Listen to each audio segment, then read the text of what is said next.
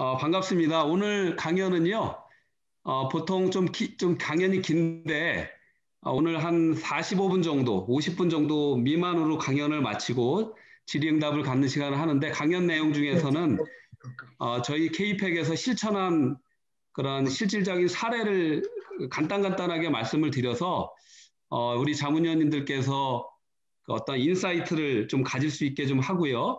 근데 이제 그 바탕이 되는 이론이 뭔가라는 것들을 좀 아셔야 됩니다.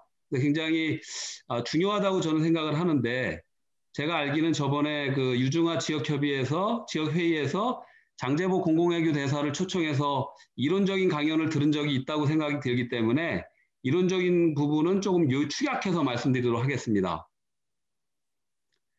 사실 제가 영국에 갔다 온 지 엊그제 같은데 15년 전에 아, 런던 그 비즈니스 스쿨에 두 크레딧 아워를 6학점을 들으러 한 두 달 동안 머문 적이 있어요. 그때 옥스포드도 갔었고 런던 브리지도 갔었고 많이 갔었는데 지금 영국 상황이 조금 코로나로 좀 안 좋아서 좀 안타깝지만 희망을 놓치지 마시고 이겨내실 거를 믿습니다. 지금 화면 보이시죠? 예, 잘 위원장님, 보입니다. 예.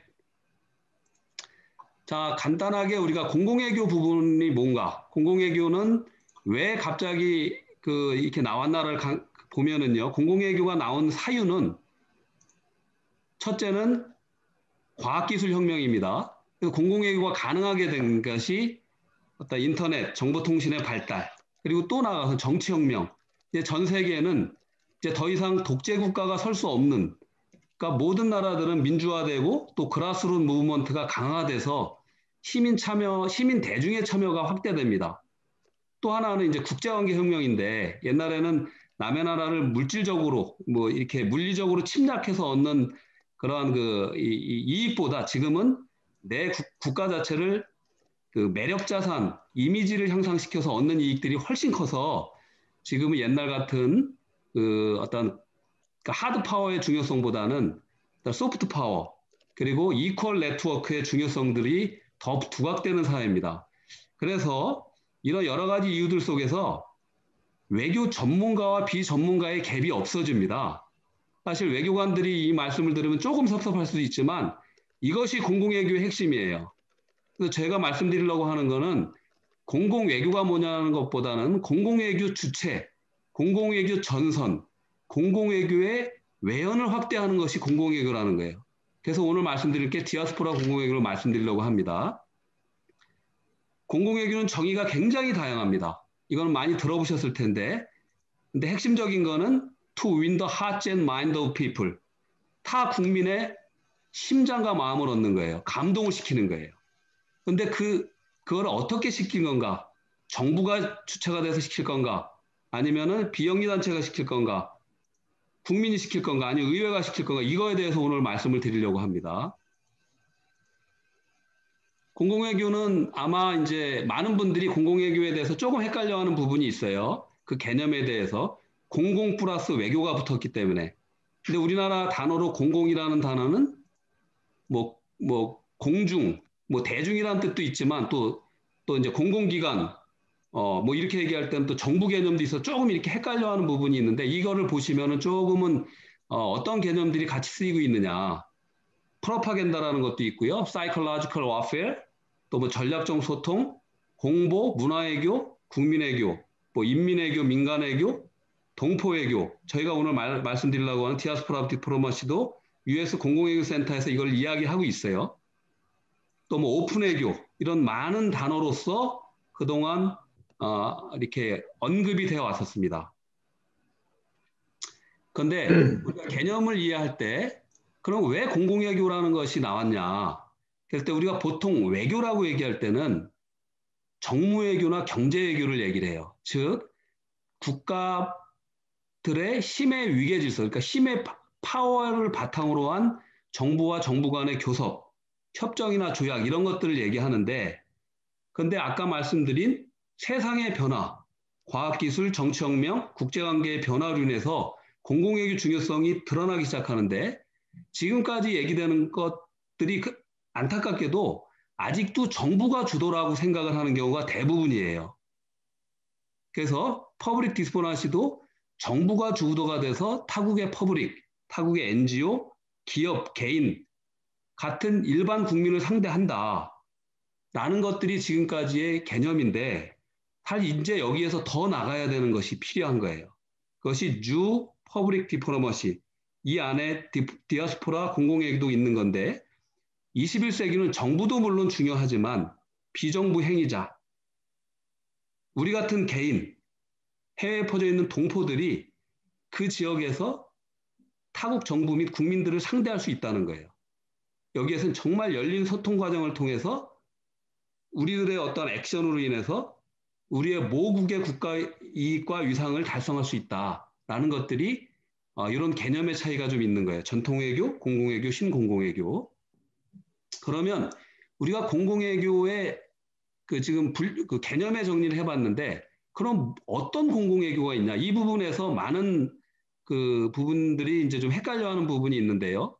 우리가 평통 같은 경우도 지난 18기도 그렇고 지금 현재 19기도 그렇고 가장 핵심 모토가 공공외교예요.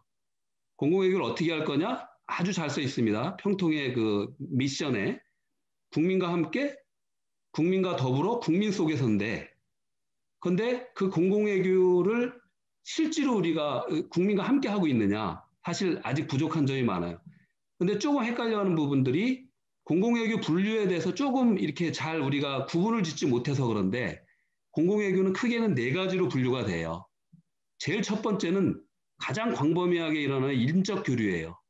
우리가 그 여행을 하거나 또는 사업상으로 비즈니스 트립을 가거나 아니면 예를 들면 영국 같은 경우는 그 영국으로 얼마나 많은 관광객들이 옵니까? 그 수많은 사람들이 사실 공공외교의 대상인 거고 한국도 얼마나 많은 여행객들이 와요. 그 모든 분들이 공공외교의 대상인 거고 서로 간의 인적 교류 이게 가장 기본이고 좀 더 나아가서 우리가 지금 얘기하는 것들이 세 개, 문화공공외교, 지식공공외교, 정책공공외교를 하는 건데 보통 사람들은 공공외교에서 딱 생각하면 문화나 지식 정도를 생각하는 경우가 많아요. 그럼 문화공공외교가 뭐냐? 흔히 생각하는 우리 코리아 웨이브예요. 한류. 그래서 현실적으로 대한민국 공공외교 예산의 60% 이상이에요. 또 뭐 보통 뭐 이런 거죠. 한국 그 K 스크린, 그리고 K-팝, 또 뭐 K-푸드, K-스포츠 이런 것들을 이제 문화공공외교로 생각을 하고 사실 문화공공외교 측면에서는 우리 대한민국이 장족의 발전을 했어요. 광범위하게. 그래서 다시 넘어가면 엊그저께 국제 교류재단에서 발표한 내용에 따르면은 아마 1월 초에 발표가 됐는데 2020년에 전 세계에 더 늘었어요. 2019년보다. 98개국에 1835개 한류 동호회가 생겨서 동호회 회원만 1억 477만 명으로 늘었는데 이 동호회도요. 미국 같은 경우는 회원이 막 10만 명씩 넘어가요. 그러니까 뭐 몇 명씩 모여있는 동호회가 아니라 그런 동호회가 예를 들면 방탄소년단 이런 데에 빌보드 차트에 인기 1위를 올려가는 거를 견인해버려요. 그 견인하는 방법을 뭐로 하느냐? 인터넷으로 하는 거예요, 다. 그 어떤 이 빌보드 차트에 올리는 뭐 조회수를 올린다든가 또 그 많이 음원을 많이 다운받는가 이런 것들을 이런 동호회들이 엄청 노력을 해서 그 한류 그러니까 문화공공외교의 이 외연 확장은 굉장히 시스테믹하게 광범위하게 벌어지고 있어요. 그런데 지금 안타깝게 중국이 한국을 견제하느라고 아시아의 그 어떤 한류의 이 저변은 조금 줄어들었어요. 여기에 오히려 미주나 다른 지역은 늘었고 원래 그 한류의 저변이 많다 아시아는 조금 줄어든 게 있어요. 중국 영향으로. 저희가 총회 공고를 드리고 총회를 열도록 하겠습니다. 자, 그리고 지식공공외교인데 이것도 또한 중요합니다. 우리 공공외교 예산 기준에서 한 20% 차지하는데 이거는 주로 우리의 랭귀지나 학문이에요. 그래서 주로 우리가 생각할 수 있는 게 한글학교, 한국학. 그래서 전 세계에 굉장히 놀라시겠지만 100여국에 1,400개 대학에 한국어나 한국학이 지금 개설돼 있어요. 정말 놀랐습니다. 아직은 부족하지만 우리 이윤정 교수님도 이 부분에 아주 중심이 되셔서 열심히 공공외교를 하시고 계신 거예요.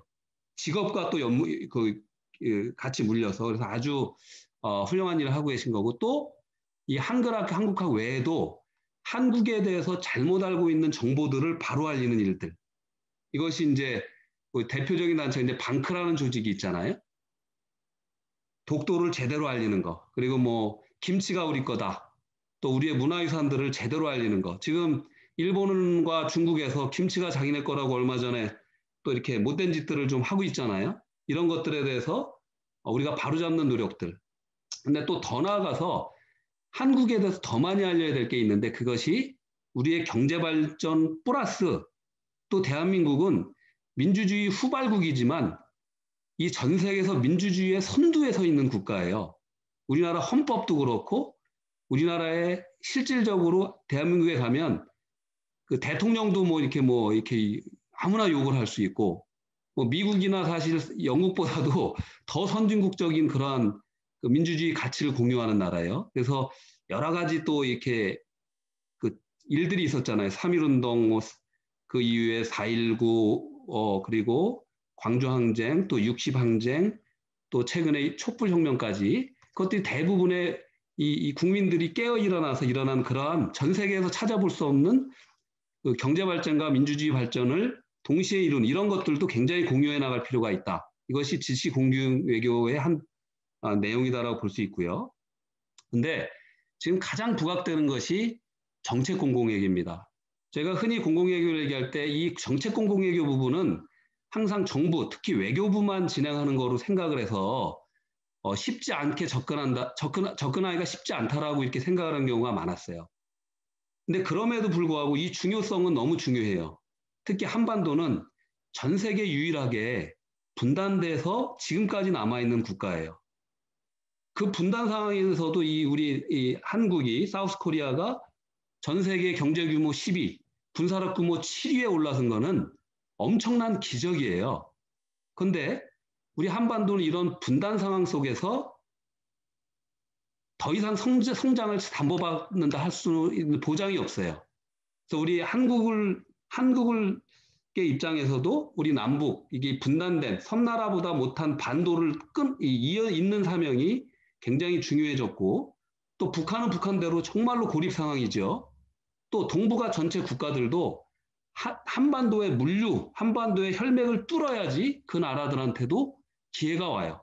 중국도 일본도 또 미국한테도 이렇게 올 거라고 믿습니다. 그래서 2017년 이후에 특히 이제 현 정부 들어선 이후에 중요성이 굉장히 급부각하면서 사업수나 예산도 굉장히 늘어나는데 기존에는 어떻게 진행되냐면 앞서 말씀드렸듯이 이 정책 공동외교라는 건 굉장히 어렵기 때문에 주로 한반도 전문가나 정부, 특히 외교부에서 진행하는 거라고 생각을 했어요. 그래서 주로 정부 전문가가 주가 돼서 설명회나 강연회나 또 세미나나 국제회의나 이런 전문가 집단 위주의 움직임이 많았던 거예요. 그런데 아까 말씀드렸듯이 외교 현안에 있어서 전문가와 비전문가의 그 갭이 많이 줄어드는 상황에서 우리 일반인들도 여기 박종범 회장님, 장도순 회장님 많은 분들이 아마 지금은 전문가들이 돼 가고 있을 거예요. 그래서 그게 전문가들의 이 입으로만 나와서 목소리 전달을 하는 게 아니라 우리 비전문가도 아닙니다. 사실 비전문가라 아니라 외교관 위에 그 외교 아닌 사람들도 이런 정책 공공에 대한 그 충분한 교육 속에 그 현장에서 말해 나갈 수 있다. 이런 거를 지금 실천하는 것이 이제 저희 K-PAC인데 우리나라는 근데 상황에서 조금 문제가 있었던 게 우리나라가 정권이 바뀔 때마다 한반도 정책이 너무 급변을 했던 거예요. 그래서 제가 이따가 말씀드릴 유대인들의 에이펙을 우리 한민족들이 교훈을 삼아야 된다는 것들 이따 말씀드리도록 하겠습니다. 자, 그러면 공공외교라는 것은 왜 갑자기 생겼냐? 사실은 뭐 공공외교는 어떤 분들은 뭐 기원전의 여러 가지 사건, 뭐 헤르메스 그리스 신화, 뭐 그런 여러 가지에서 나오는데 굉장히 길다라고 하지만 이 근래 공공외교라는 것은 1965년에 미국의 터프츠 대학의 그 공공외교 센터가 설립되면서 시작됐다고 보시면 좀 맞을지도 몰라요. 공공외교라는 단어의 개념은. 근데 공공외교를 가장 먼저 실시한 나라고 가장 광범위하게 진행한 나라는 미국이에요. 그래서 가장 시작된 이유는 뭐냐면 1차 대전 이후에 어쨌든 그 공산주의 사회에 대한 대항하는 그 심리전, 선전전의 의미로서 시작이 됐고, 이때 그 라디오 기술혁명이 일어나서 가능했던 건데, 대표적인 그 공공외교의 그 툴이 뭐였냐면, VOF, Voice of America라는 그 라디오 방송을 설립하고, 풀브라이트 장학 재단을 설립하면서 해외 인재들을 미국에 초대해서 미국의 우군을 만드는 행위들, 이런 행위들을 했던 것이 공공외교의 시초들이에요. 그래서 지금은 미국은 여러 가지 이제 역사가 진행되면서 미국의 그 중요 대학에도 공공외교 학과들이 설립이 되고 또 예산이나 인력도 압도적으로 많은 그런 많이 책정하면서 공공외교의 최선두국이 되어 있어요. 자, 두 번째를 보시면 이제 유럽은 사실은 이따가 보여드릴 포틀랜드 사에서 공공외교 소프트 파워 항상 1, 2위 하는 나라가 지금 프랑스하고 잉글랜드예요. 잉글랜드라 표현해서 죄송합니다. 유나이티드 킹덤이에요. 그래서 주로 그런데 프랑스나 영국을 보시면 BBC가 1922년에 설립이 돼요. 그래서 공공외교를 영국 측면에서 가장 많이 하고 있는 게 브리티시 카운슬이에요. 그래서 브리티시 카운슬이 중심이 돼서 영어나 영문화를 내 가치를 중심으로 해서 공공외교를 많이 했고 특히 영연방이라는 것이 있기 때문에 아주 영국은 그 기초가 굉장히 탄탄하다고 볼 수 있어요. 프랑스 굉장히 강하죠. 그 알리앙즈 프랑세즈 뭐 우리나라 같은 경우는 미국 기준으로 해서 한국문화원이 뭐 뉴욕, LA 몇 개 없지만 한번 쳐보세요. 프랑스의 알리앙즈 프랑세즈 미국에 몇 개 있는지 놀랍니다. 이 정도로 자국의 문화라든가 언어라든가에 대해서 굉장히 노력을 했다. 근데 우리의 관심 국가가 있죠? 일본하고 재팬. 이거 좀 보셔야 됩니다. 일본은 미국의 의회에는 일본의 돈으로 움직인다라는 말이 있어요. 미국의 싱크탱크. 그 정도로 미국은 엄청난 이 기금을 쏟아붓는데 재팬 파운데이션에서만 거의 1조 원 가까이 쓴다는 말이 있고 여기 외에도 또 사사가와 재단이라고 해서 그 민간 재단까지 있어요. 거기에서 미국의 주요 싱크탱크들을 거의 다 서포트를 합니다. 뒤에서. 유명한 싱크탱크들 또 대학의 동아시아 연구소들 모든 스탠포드 또 허드슨 연구소, 윌슨 센터, 또 맨스필드 재단, 스팀슨 센터 유명한 어쨌든 아시아 연구재단은 거기에 손길이 안 가는 데가 없는데 그 일본이 어떻게 이렇게 됐냐? 일본은 전범이라는 어떤 오명을 씻기 위해서 본인의 그 나라 그 모토도 쿨 재팬으로 만들 정도로 이렇게 사실 쿨 재팬 아니죠. 사실 굉장히 얄밉고 아직도 과거 반성을 안 하는 독일하고는 전혀 다른 나라지만 이렇게 어쨌든 변신의 노력을 하고 전 세계 1991년에 일미센터 세우고 2006년에 일중센터 세우고 2010년에 아시아센터 세워서 일본의 이미지를 탈바꿈하려고 노력한 나라예요. 그럼 중국을 볼게요. 중국이 지금 미국의 견제를 엄청 받고 있는데 중국은 공식적으로 2009년 7월에 공공외교 원년을 선포합니다. 그래서 주로 공공외교를 하는 그거는 주로 인문외교를 많이 진행하는데 공자학원이라는 걸 설립을 해요. 이 공자학원이 아세요? 한국에 제일 먼저 생겨요. 2004년에 대전에 생겨서 지금 현재 157개국에 536개가 생겨 있어요. 근데 이 중에 22개가 우리 한국의 대학에 있어요. 그 정도로 열심히 이제 임하는데 좀 이제 미국의 견제를 받기 시작한 게 있죠. 이제 1대1로 그 실크로드 경제벨트, 해양 실크로드 경제벨트라는 걸 만들면서 이제 야망이 드러나기 시작하죠. 공공외교를 하지만 너무 이제 패권에 대해서 이렇게 너무 이렇게 그런 모습을 보이니까 지금 미국하고 갈등이 있는 거고 서방 세계하고 갈등을 이제 빚게 되는 그런 계기도 되게 됩니다. 자, 보시면 또, 자, 이스라엘 대표적인 그 공공외교의 또 선진국이죠. 이스라엘은 미국에 있는 에이펙도 있다 말씀드리지만 이스라엘 정부도 우리 정부도 항상 얘기하지만 이 동포부, 우리처럼 외교부의 수준으로 디아스포라 부가 있어요.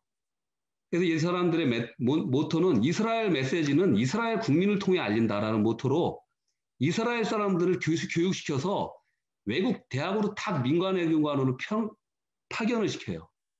그런데 그럴 수 있는 기초가 있어요. 그게 이중국적이나 이런 것들이에요. 그 나라에서 허용해야 되는 그 토대가 있어야 되는데 우리는 지금 그게 안 돼 있는 건데 우리가 그걸 목소리를 높일 겁니다. 앞으로는. 그리고 인도, 아르메니아, 뭐 캐나다, 스웨덴 정말 열심히들. 공공외교는요. 미국, 영국, 프랑스 등 선진국 외에도 이제는 중견국, 심지어 아주 개발도상국자조차도 공공외교에 신경을 쓰고 있어요. 자, 그럼 한국은 어떤가? 한국은요, 우리가 다 아시는 거지만 조용한 동방의 동굴이라는 나라였어요. 그러다 조용한 아침의 나라, 그 다음에 다이나믹 코리아, 그리고 이제 글로벌 코리아다. 이렇게 변신을 하고 있는데, 그리고 엄청난 경제 성장과 더불어서 지금 그 한류, 정말 한국 같은 나라가 없을 정도예요. 그런데 우리한테 유일한 아쉬움이 있죠. 분단입니다, 분단. 우리의 디비전이 사실은요, 삼성이나 LG 자랑스럽죠?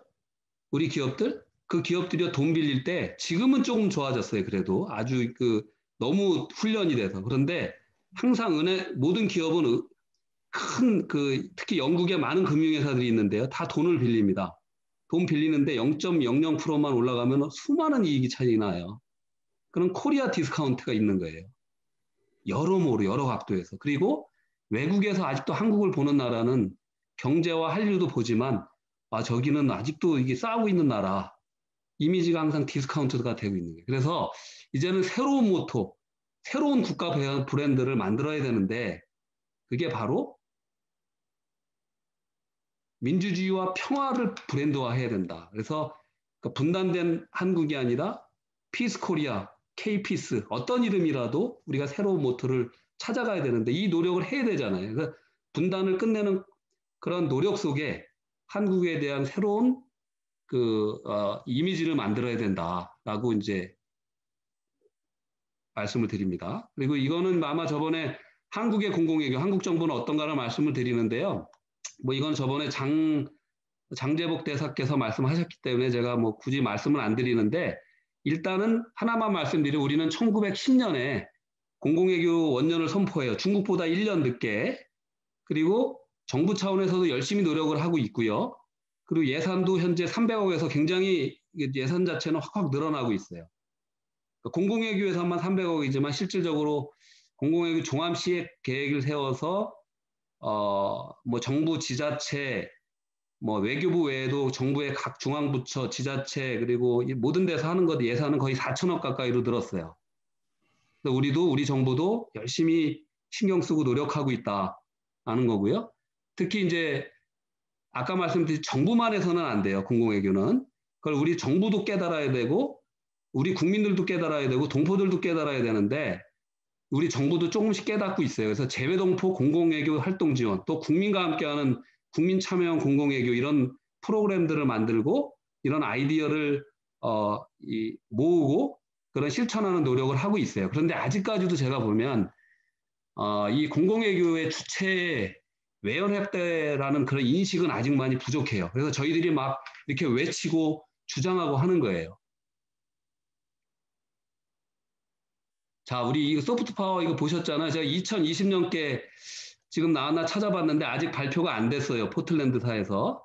근데 요거를 다시 한번 볼 의미가 있는 게 이건 전 세계 30개, 대륙별로 대표 주자 30개씩을 선택해서 7개 항목에서 점수를 매겨서 하는 파워인데, 이 순인데요. 보세요. 지금 영국 같은 경우는 볼게요. 2018년에 1위로 올라갔다가 19년에 2위로 떨어졌는데, 2020년은 궁금해요. 지금 블랙시트가 시행되고 또 아까 말씀하셨듯이 코로나가 지금 이렇게 창궐을 하는 상황이어서 어떻게 점수가 나올지는 궁금한데 그래도 크게 큰 변동은 없지 않겠나 보는데요. 보세요. 프랑스 항상 영국하고 1, 2 여기는 항상 마스예요. 프랑스하고 유나이티드 킹덤은 근데 미국을 보시면 이게 좀 의미가 있어요. 미국이 2016년에 1위였어요. 그리고 공공외교의 강국이에요. 사실은 미국은. 근데 2019년에 5위로 떨어졌잖아요. 근데 이걸 보시면 돼요. 2016년에 사실 트럼프 대통령이 집권하면서 2017년부터 2017년 1월 달에 그 취임식을 하시죠. 그리고 주장한 게 아메리카 퍼스트를 주장하면서 이게 이렇게 돼버린 거예요. 그러니까 미국도 이제 깨달아야 되는 게 아메리카 퍼스트가 아니라 휴먼 카인드 퍼스트가 되고 전 인류가 퍼스트가 돼야지 사람이 먼저가 돼야지 된다라는 것을 이게 사실 이 지표로 보여주고 있는 거예요. 자, 이제 조금 좀 요약을 해보겠습니다. 그럼 전통외교, 이제 주체에 따른 분류를 해보자. 전통외교는 뭐냐? 이거는 주체는 정부 대 정부. 그럼 공공외교는 뭐냐? 정부가 지금까지는 타 나라의 국민, 시민단체, 뭐 그러니까 비정부 행위자를 상대로 했다. 그럼 신공공외교는 뭐냐? 여기에 플러스예요. 정부도 있지만 국민들이 참여를 해야 된다. 근데 저희가 해외 동포가 해야 될 디아스포라 공공외교가 굉장히 중요하다는 말씀을 드립니다. 왜 디아스포라 공공외교가 중요하냐? 디아스포라 공공외교는요. 동포는 뭐냐면 우리가 국내 행위자인 도시의 국외 행위자라는 말은 뭐냐면 우리 출신국, 우리로 따지면 대한민국과 영국의 문화, 체제 시스템을 동시에 인지하는 사람들이에요. 이 사람들은 뭐냐면 소중한 외교자산인 거예요.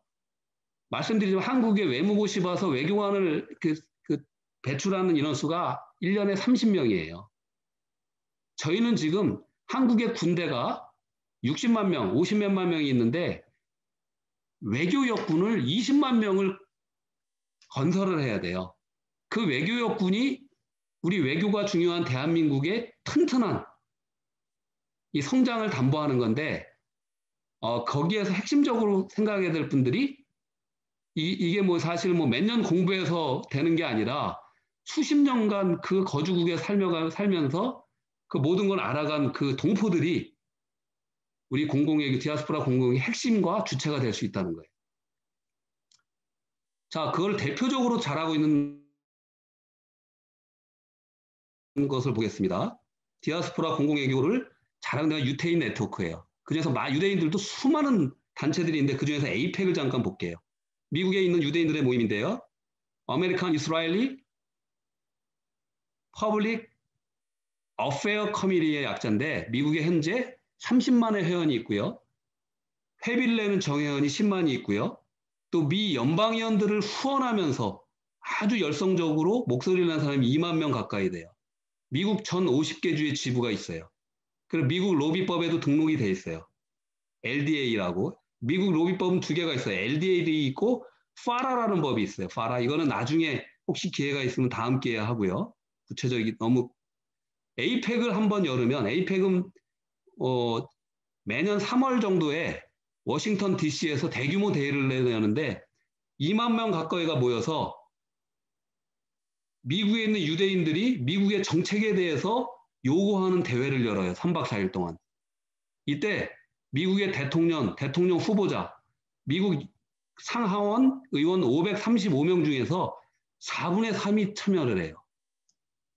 이러니 미국의 정책은 이스라엘에 반하는 정책은 나올 수가 없는 거예요. 트럼프 행정부 때 그 누구도 하지 못한 예루살렘을 이스라엘의 수도로 모든 중동 국가가 강하게 반대하고 유럽 국가도 반대하고 많은 나라가 반대하지만 그거를 그냥 해버리는 게 미국의 유대인들의 힘이었어요. 그것이 옳다는 건 아닙니다. 제가 그러한 유대인들의 모든 정책이 옳다는 게 아니라 유대인들의 단합된 힘을 보자는 거예요. 그러면 유대인들은 또 항상 똘똘 뭉쳤던 민족이냐? 아닙니다. 제가 이 말씀 드려요. 유대인들은요, 우리가 성경을 보면 잘 아세요. 기독교인들도 계시죠? 영국의 성경에 다니시는 분들도 있죠? 유대인들은요, 가장 분열과 싸움을 잘하는 민족이에요. 그래서 하나님한테 맨날 벌 받던 민족이었어요. 그래서 나라까지 있고 2000년 동안 나라를 잃고 방황하던 민족이었어요. 지금도 이스라엘에 가면 이스라엘 인구가 이스라엘에 한 8, 900만 명이 있고 미국에 한 700만 명이 있어요. 근데 그 가면 맨날 싸운대요, 아직도. 토요일에 가면 이제 보수주의자들은 토요일 날 누가 장사하면 왜 장사하느냐 없고 막 차 빵빵거리고 막 싸우고 목소리는 높고 근데 이제 이스라엘을 또 장점을 얘기하는 사람 이분들은 토론을 엄청 잘하잖아요. 토론을. 그래서 미국의 이제 주요 그 칼리지에 그러니까 하버드나 예일이나 뭐 거의 30% 이상이 유대인인데 토론을 엄청 잘하지만 한편으로 그 정도로 다툼도 많고 분열이 많지만 이스라엘의 안보, 평화, 안위를 위해서는 이렇게 똘똘 뭉쳐서 2만 명이 뭉쳐 있는 거예요. 여기에는 극우부터 뭐 극자까지 다양하게 모여온대요. 자, 이 말씀을 드리고요. 자, 중국 마찬가지입니다. 중국이 목소리가 함께하지는 않지만 화상 네트워크로 엄청나게 강하게 돼 있죠. 주로 경제적인 이슈로 여기는 뭉쳐 있어요. 자, 인도인들이요. 제가 알기로 영국에도 공원마다 토요일 날 가면 많은 인도인들이 나와서 쉬는 거로 제가 그때 15년들에 갔을 때 봤는데 지금도 아마 많을 거라고 보는데 이 뭐 공식 통계로는 인도의 그 디아스포라 재외동포가 2천만 명으로 나 있지만 실질로 4천여만 명, 우리보다 더 많이 190여 개국에 4천여 명이 있고 굉장히 이러한 이 모국 연대감도 강해요.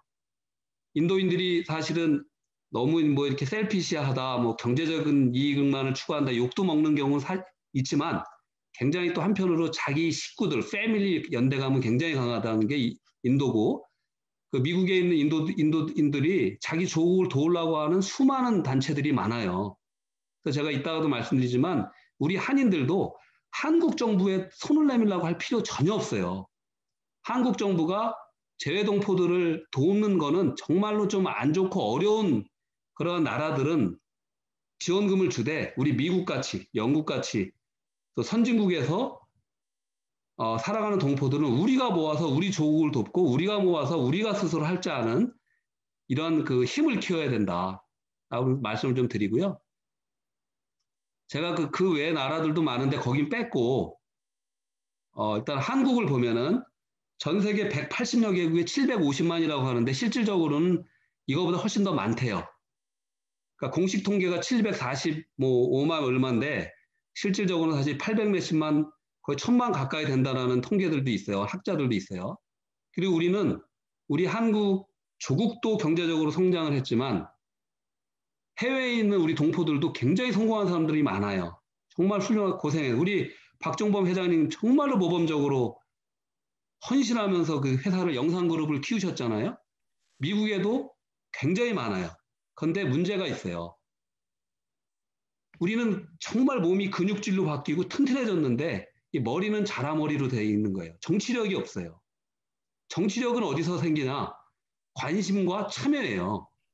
그러니까 미국의 정치에 관심을 갖고 참여해야 되는데 이런 것들이 지금까지 부족했다. 그러니까 우리가 정말 일만 열심히 우리 후손들을 위해서 살았기 때문에 그래요. 열심히. 그래서 이제는 거주국에 당장한 납세자와 유권자로서 보이스업을 해야 된다. 그런데 이제 이렇게 또 하기 위해서 우리가 해외에 정치적인 관심을 안 가진 이유들도 있어요.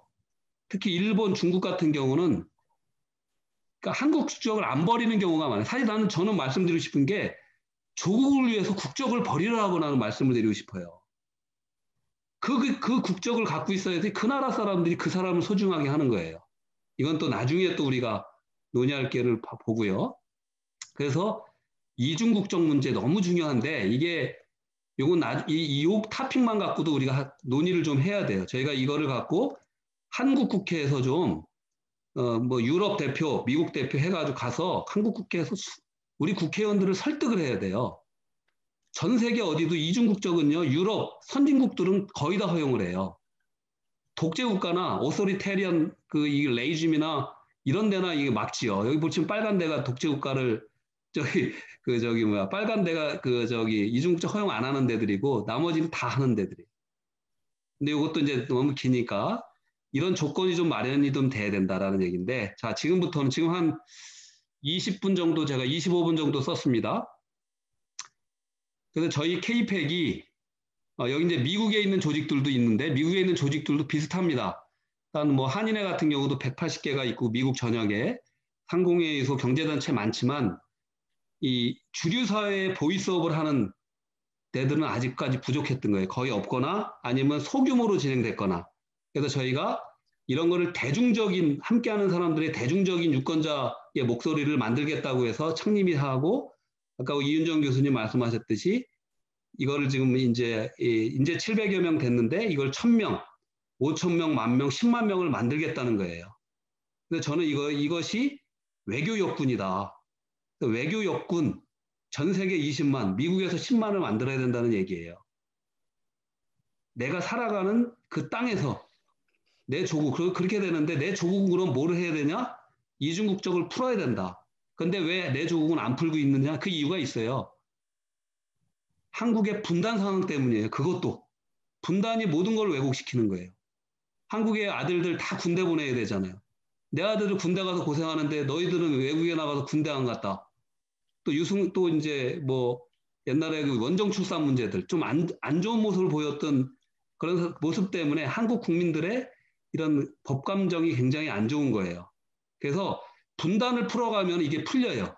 그래서 지금 65세 이상의 그 이중국적, 복수국적 허용이 아니라 그거를 40세, 38세 아니면 전면적으로 허용을 해야 돼요. 제 주장은. 그래야지만 우리 차세대들이 내 조국의 미국의 국적을 갖지만 한국의 국적도 있기 때문에 우리 애들이 한국에 관심을 갖고 우리 애들한테 정체성 강요할 필요도 없어요. 자동적으로 정체성이 생기고 관심을 갖게 되는 거예요. 그래서 이것도 이제 다음에 말씀드리고요. 자, 그런데 그럼 왜 디아스포라 공공의료가 중요하냐? 제가 여기서 미국에서 중요하냐라고 물어봤는데 이거는 UK, 유럽도 다 마찬가지예요. 그리고 미국은 유럽의 그 필그림, 그러니까 영국의 영향이 강하죠. 영국이 세운 나라죠, 실질적으로. 그래서 영국하고 굉장히 가까운 나라고 미국이나 영국도 비슷한데 외교는 전통적인 대외기는요, 정부가 특히 외교부가 국무부를 중심으로 진행을 했어요. 그런데 미국의 외교나 영국의 외교도 마찬가지인데 한국과 같은 분쟁 지역, 미국과 이제 대척점에 서 있는데 정책 결정을 한국, 뭐 이란, 중동, 뭐 아프가니스탄, 뭐 여러 가지 국가들은 그 정책 결정을 국무부만 하질 않아요. 국방부하고 같이 합니다. 그리고 그 한반도 문제는 2017년에 북핵 문제가 아주 그 고단위로 돼서 엄청난 진짜 보지 못한 제재가 북한한테 내려질 때부터는 재무부가 더 강하게 관여해요. 근데 지금은 국무부, 국방부, 재무부까지 관여해요. 여기 플러스 미국의 이제 의회가 관여를 하는데 지금까지 사실 우리 외교부, 국방부 정말 노력을 많이 했지만 또 한미 동맹의 70년 어떠한 그 한미 동맹이 있었지만 현실적으로는 국회 대미 한국 정부나 국회 대미 외교 라인은 굉장히 협소한 게 사실이에요. 그래서 그럼 이걸 어떻게 넓히냐? 우리 한국 정부가 그러니까 미국 의회를 만날 수가 없어요. 그럼 미국 의회를 놔둘 거냐? 아니라는 거예요. 연방의회는 특히 그 연방 하원이 그 외교 정책에 내는 굉장히 중요한 그 목소리가 있어요. 그리고 그 입법부의 목소리를 연방의회의 목소리를 행정부는 반드시 들어요. 제가 2년 전에 개성공단 청문회를 연방의회에서 열고 국무부를 방문했을 때 그때 국무부 관계자, 코리아 데스크 관계자들이 제가 연방의원들 누구누구 만나고 왔다니까 그 사람들 뭐라고 하느냐 그거를 물어봐요. 먼저 그 사람들 뭐라 그랬냐, 모 의원 뭐라 그랬느냐. 그래서 이제는 우리 유권자로서 우리가 연방의회 당연히 우리는 유권자 후원자로서 연방의원들하고 대화할 수 있어요. 그래서 그러한 목소리 전달이 중요하고 그거는 영국도 마찬가지다. 유럽도 마찬가지라는 거고요. 그럼 지금부터는 그러면 이게 좀 감이 안 와요. 그럼 어떻게 해야 되느냐? 뭘 해야 되느냐? 그리고 뭘 했냐 당신들은? 라는 질문을 하셔야 되고요. 저희가 지난 몇 년간 뭘 했는지를 간단하게 이렇게 보면서 이렇게 보시면 아마 좀 이렇게 직관이나 인사이트가 오실 거라고 봅니다. 그래서 저희는 아까 우리 이윤정 교수님 말씀하셨지만 항상 일을 할 때요. 보수 진보 끼리끼리 하시면 안 돼요. 꼭 함께하는 힘으로. 그래야지 힘이 생겨요. 아까 에이펙도 마찬가지, 다 마찬가지예요. 우리 식구들이 생각의 다름으로 싸우면은 아무것도 못해요. 그래서 항상 함께하는 힘이 일단 지향을 해야 된다. 그래서 뭐를 해야 되느냐? 함께하면 약간 보수적인 분들도 더 열심히 해요. 평화를 위해서. 보시겠습니다. 그동안 한 게 연방형 간담회, 포럼, 여러 가지를 해요. 이제 보여드릴게요. 자, 연방형 간담회를 해요. 그러면 간담회는 어떻게 하냐면 우리가 보통 영국은 제가 알기로는 650명의 그 멤버스 오브 파라멘트가 있죠? 650명. 아마 영국은 아마 미국보다는 더 굉장히 그 정치 행위가 더 클리어하고 굉장히 검소하다고 들었는데 그분들의 지역구에서 이렇게 만나요. 이분이 현재 아테소 위원장한테 많은 연방위원들을, 이분은 정보위원장, 이분은 뭐 이분들을 다 만나서 한 1시간씩 간담회를 해요. 현재 개성공단이 어떻고, 예를 들면은 한국전 종전선언의 필요성이 어떻고, 또 한반도 상황이 어떻고, 이런 걸 다 간담회를 해나가는 거예요. 이런 식으로. 그리고 또 DC에 있는 연방위원실, DC, 그러니까 보통 미국 같은 경우는 자기 지역구 사무실이 있고, 워싱턴 DC에 또 그 의사당 옆에 연방 그 뭐 빌딩이 있어요. 의원 빌딩이 뭐 레이번 빌딩, 뭐 롱워스 빌딩, 뭐 캐년 빌딩 이런 데가 있는데 여기 찾아가서, 그러니까 저 같은 경우는 회사 업무 출장으로 동부 뉴욕 워싱턴시 출장 갔다가 며칠을 비어요. 그래서 며칠 동안 연방위원실을 쫙 돌아서 만납니다. 이렇게. 그리고 또 더 나가서는 우리 회원들이 같이 한 20명, 30명이 초청을 해요. 연방을. 그래서 뭐 호텔에 작은 방을 모아서 간담회, 초청해서 간담회에서 우리 회원들이 직접 질문을 하고 연설을 받고 질문할 수 있는. 브레셔먼 의원, 뭐 앤디 김 의원, 뭐 이런 식으로 직접 초청해서 정책 간담회를 합니다. 또 뭐 영국도 그런지는 모르겠는데 각 지역구 연방위원들이 자기가 타운홀 미팅을 열어요. 아니면 자기 스스로 하는 후원회를 열어요. 여기에 참여를 하는 거예요. 참여하고 얼굴 나누고, 또 타운홀 미팅 같은 경우는 손을 들고 질문을 합니다. 일부러 질문을 해요. 보통 미국 의원들도 타운홀 미팅을 가면요, 다 도메스틱 이슈뿐이 얘기 안 해요. 국내 이슈. 그럼 제가 하나 한반도 이슈 딱 손 들고 얘기해 주면 이분도 좋아해요. 그럼 이슈가 조금 그 포린 어페어가 이 외교안보 이슈로 넘어가잖아요. 그럼 이분들이 제가 질문했는데 질문 자체를 긍정적으로 하는데 그걸 나쁘게 얘기할 수가 없죠. 그러면 거기에 있는 많은 미국 사람들도 듣는 거예요. 한반도에 저런 얘기가 있어? 한국전 종전이 아직도 안 됐어? 끝났는 줄 알았는데? 그래? 그러면 이 한국 종전을 전쟁을 주장하는 의원은 아무도 없어요. 누구나 어쨌든 간에 평화를 얘기하지 말로 야 우리 전쟁할 거야 이렇게 얘기하는 사람 없어요. 그거를 말을 확답을 받는 거예요. 이렇게 찾아가서 이렇게 타운홀 미팅 하는 거예요. 이렇게. 이분이 낸시 펠로시 요번에 하원 의장이죠. 자, 우리 조 바이든 요번에 의원도 저희들도 이제 이런 분들도 개인 자격으로 K-팩의 대표 자격이 아니라 이런 분들 개인 자격으로 다 후원들을 해요. 근데 이제 사실은 뭐 안 보이는 데서 우리는 이제 비영리 단체이기 때문에 이렇게 우리가 간담회를 하고 또 강연회를 하고 타운홀 미팅을 하지만 이런 후원회들은 또 이분들은 어떤 사람들의 목소리를 듣냐면 유권자의 목소리, 그러니까 자기에 대해서 표를 찍어주는 사람이나 자기를 후원하는 사람의 목소리를 듣겠죠. 그래서 저희들이 꽤 많이 개인 자격으로 후원을 합니다. 근데 미국 같은 경우는 연방의원은 부가 5,400불, 그리고 개인은 2,800불로 한도가 있어요.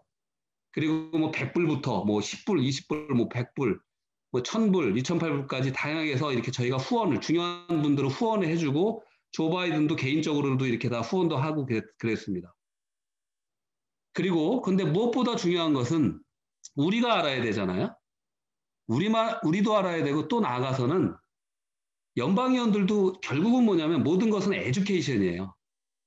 교육을 시켜야 돼요. 우리가 한미동맹 70년을 얘기하지만 이번에 대북전단 살포 금지법에 대해서 나왔듯이 한국을 너무 모르는 거예요. 한반도 상황을 모르고, 한국 역사를 모르고, 한일 관계를 모르고, 한중 관계를 모르고.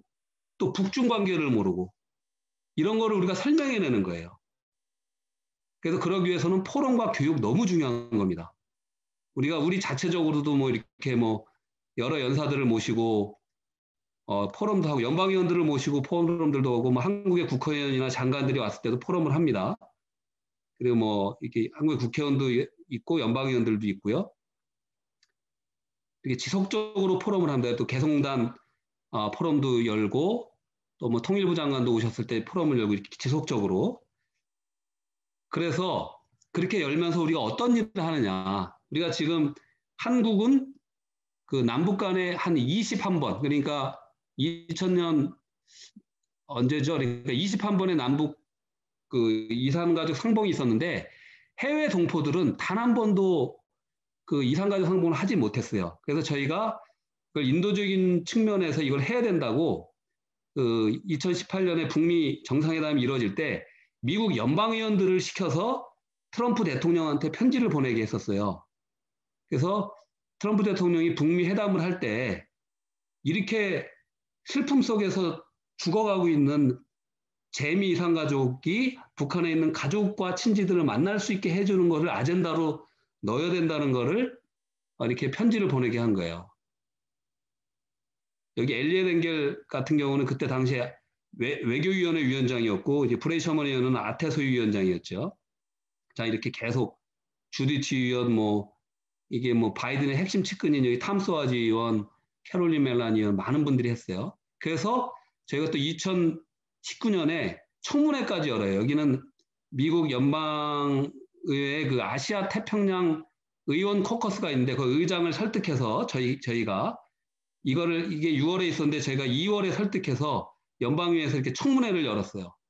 그래서 얼마나 그 북한과 이 이산가족들의 고통에 대해서 이 두 할머니들을 증인으로 세워서 그 이차희 할머니, 정말 그 이산가족 상봉을 해서 열심히 하시는 우리 이차희 회장님 증인을 세워서 이 청문회를 해서 정말 연방위원들이 정말 가슴이 뭉클하고 눈물을 흘릴 정도로 그렇게 열어서 결과적으로는 작년 3월 9일 날 미하원 전체의 회의를 통과해버려요. 거의 만장일치로.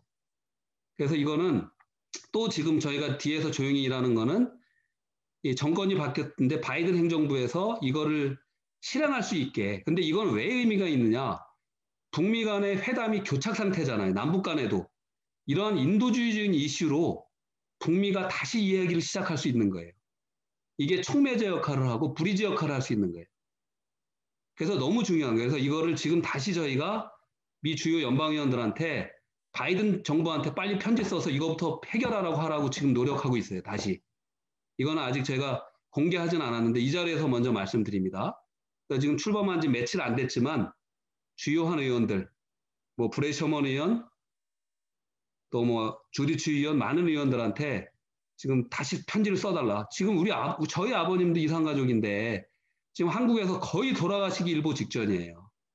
이런 슬픔을 인권을 중요시하고 생명을 중요시하는 미국 의회가 미국 대통령이 이거를 방관하면 되겠냐. 이게 인권을 얘기하는 거냐라고 주장하면서 우리의 목소리를 높입니다. 그럼 누구도 이 의견을 갖고 반대할 수 있는 분이 없어요. 또 하나는 제가 작년 7월에 일본이 부당하게 대한민국을 경제 보복했을 때 우리 동맹국 미국이 이거는 부당하다라는 거를 알리기 위해서 이 문제를 트럼프 행정부에서 해결하라는 거를 또 연방의원들을 시켜서 도널드 트럼프 대통령한테 편지를 보내게 하지요. 이때 이 브레이 셔먼 그 의원하고 카렌 바스 이번에 부통령 후보로까지 지명됐던 카렌 바스 의원이 사인하고 또 캘리포니아 의원들을 많이 사인해서 여기 이제 우리 K팩만 한 게 아니라 또 한인 애들도 많이 이런 노력을 같이 동참을 했었어요. 자, 이런 것도 하고 그리고 또 하나 작년 또 재작년이죠 벌써 6월 12일에는 또 이 브레이 셔먼 의원 또 주디치 의원 앤디 김 의원 설득해서 외교위원회 아태소위 주최로 개성공단 설명이 미 의회에서 역사적으로 열려요. 이 전까지만 해도 미 의회는 공화당이나 민주당이나 개성공단을 대북 퍼주기로 알았대요. 근데 이 개성공단 설명의 이후에 역사적으로 여기서 실행이 된 거예요. 근데 이거를 한국에서는 저희가 많이 안 알렸는데 아직까지 열리지 않았지만 이런 하나하나의 움직임들이 계속 진행되고 있다라는 거고요. 또 뭐 저희가 많은 시민단체들하고 평화 인간 띠 이번에 블랙 라이브즈 매터 인종차별 시위도 참여를 하고 같이 연대 활동을 하고요.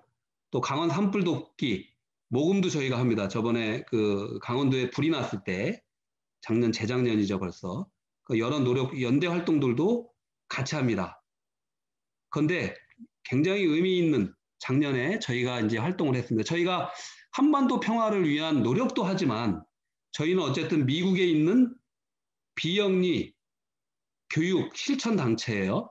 그래서 여러분들도 느끼셨겠지만 이번에 팬데믹을 맞으면서 세계 최강대국, 저희가 경제 강대국, 군사 강대국뿐만이 아니라 의료 보건도 강대국이라고 생각했던 미국이 이 팬데믹 앞에서 완전히 그냥 그냥 풍전등화가 돼버린 시기에. 그래서 초창기에 3월 달에 미국 의료진들이 N95 마스크가 없어가지고 그때 여기 어디죠? 어디 그 UCLA 대학병원 의료진들이 나와서 시위할 정도로 우리 PPE 줘라. 퍼스널 프로텍티브 이퀴먼트가 전혀 없다.